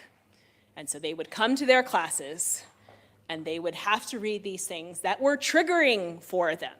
But it is rarely these young, usually men, who are thought of when we think of trigger warnings. So this is really why I try to think about like, who is the audience here? How is this being used? So I never want them to be used kind of willy-nilly. And also, are you thinking about all the different people who might be encountering this trigger warning or content warning? So they often get just slapped on for various places. I'll give you another example. So I went to Smith College, which is a women's college. Of course she went to Smith College. In our alum groups, by the way, people say things. By the way, we're gonna add this to the list of like 87 things that Carlin has to do at any given time. I want to do a specific little investigation into Smith College and the 5 college systems in Western Massachusetts because I think they're uber socialist, and I think we'll find a lot of good stuff on those websites if we just look at them, and we may be able to use AI to help us do it. Like trigger warning pregnancy discussion, which is completely not understandable to many people. This is because people have been through pregnancy loss, right? If you have been through a miscarriage, you may not want to read about someone's pregnancy and see their pretty pictures of their baby. So when you think about that, you realize how embedded trigger warnings and content warnings are in particular communities. This goes to interpretive strategies and communities that Fish talked about. Things that might be legible in one situation can be completely illegible in another situation. And so we always just have to be aware of that. So I would say that this is not a problem for an academic library to do that. I worry a little bit when that is done by, say, the mainstream media, right? Especially if there's an attempt to sanitize things, right? It's really about context when you think about adding things like trigger and content warnings. Can we take one more question? I think this will be the last question.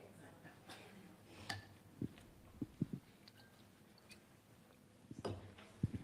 So, especially here in Utah, as I'm sure you know, a lot of books are challenged because of one passage, not the whole book, right? Or there's a lot of misinformation spread about what the book's actually about or what that problematic passage is. And I'm thinking about Lawn Boy, for example. So what would be your recommendation for maybe combating those people who are loud and say a lot but don't really know what's in the book? So there's not a whole lot you can do about that, honestly, right? You can encourage people to read the book, the whole book. Some of them hate read it, right? That's really what happens. Also, people have different interpretations of books. What you're trying to say is that that person's interpretation of the book is not paramount. There are other people who interpret the book in different ways. Other people have other information needs. So in request for consideration, you do encourage people to read the entire work, but that doesn't necessarily mean that they won't bring the challenge, because they bring their own understanding of the world to that book. This is why these things really happen in community. You're talking to many different people about all these different understandings of a particular work. So that's sort of how I think about it.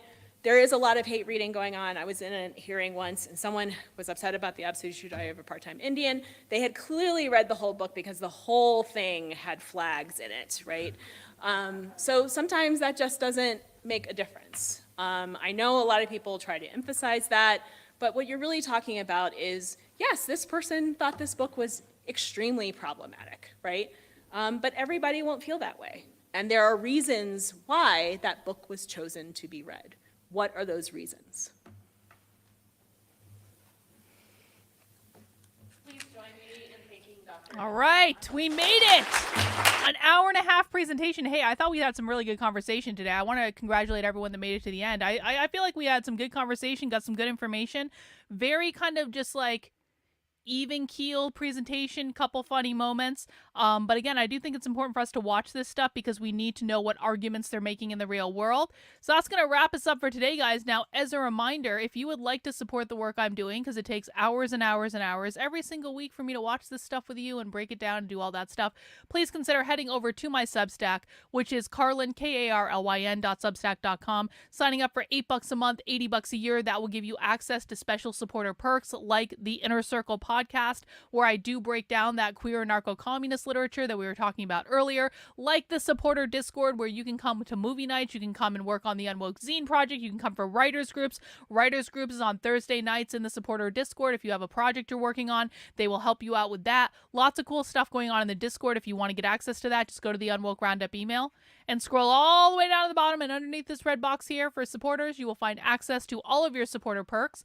I also want to remind people that I am working on my new book, which I do hope to have done by the end of the month. It is called Re-Education, the Definitive Anti-Communist Guide to Decoding the Left. And if you want to get copies of my book before it even becomes a book, literally as I am writing the book, what you want to do is go over to speaksocialist.substack.com Substack.com. This is a special premium project that I'm doing, and you can help fund the production of this book by signing up for $10 a month or $100 a year. Everyone who is a paying supporter on speaksocialist.substack.com is not only allowing me the opportunity to write this book and dedicate a lot of hours to it in the month of October to getting it effing done by the end of the month, because I decided the need for it is much more great, especially now that James Lindsay is quitting the game. There needs to be a resource out there for people to help learn the language of the left. I was originally going to do this next year. I've decided to move it up to get it done this year. Hopefully we'll be out before the end of the year, and you all can help me do that by signing up for a membership over on speaksocialist.substack.com. Again, $10 a month, $100 a year. You are going to get access to the book as it's being written. You might even get access to things that don't end up in the final book, because sometimes that's just what happens when you write a book. You write something and it's really good, but then it doesn't go in with the overall book. You have to change it later, stuff like that. So that is going to be available, that is available for right now. And everyone who is signed up as a premium member on this site will be the very first people to get a digital copy of the actual book when it's done, as a thank you for allowing me to do this. All right, guys, that is all I have for today. Please make sure you've liked the video. Please make sure you subscribe on the way out the door. I'll be back tomorrow, 5 p.m., and we'll do it all over again. Take care, guys. Have a good one. We'll see you soon. Bye.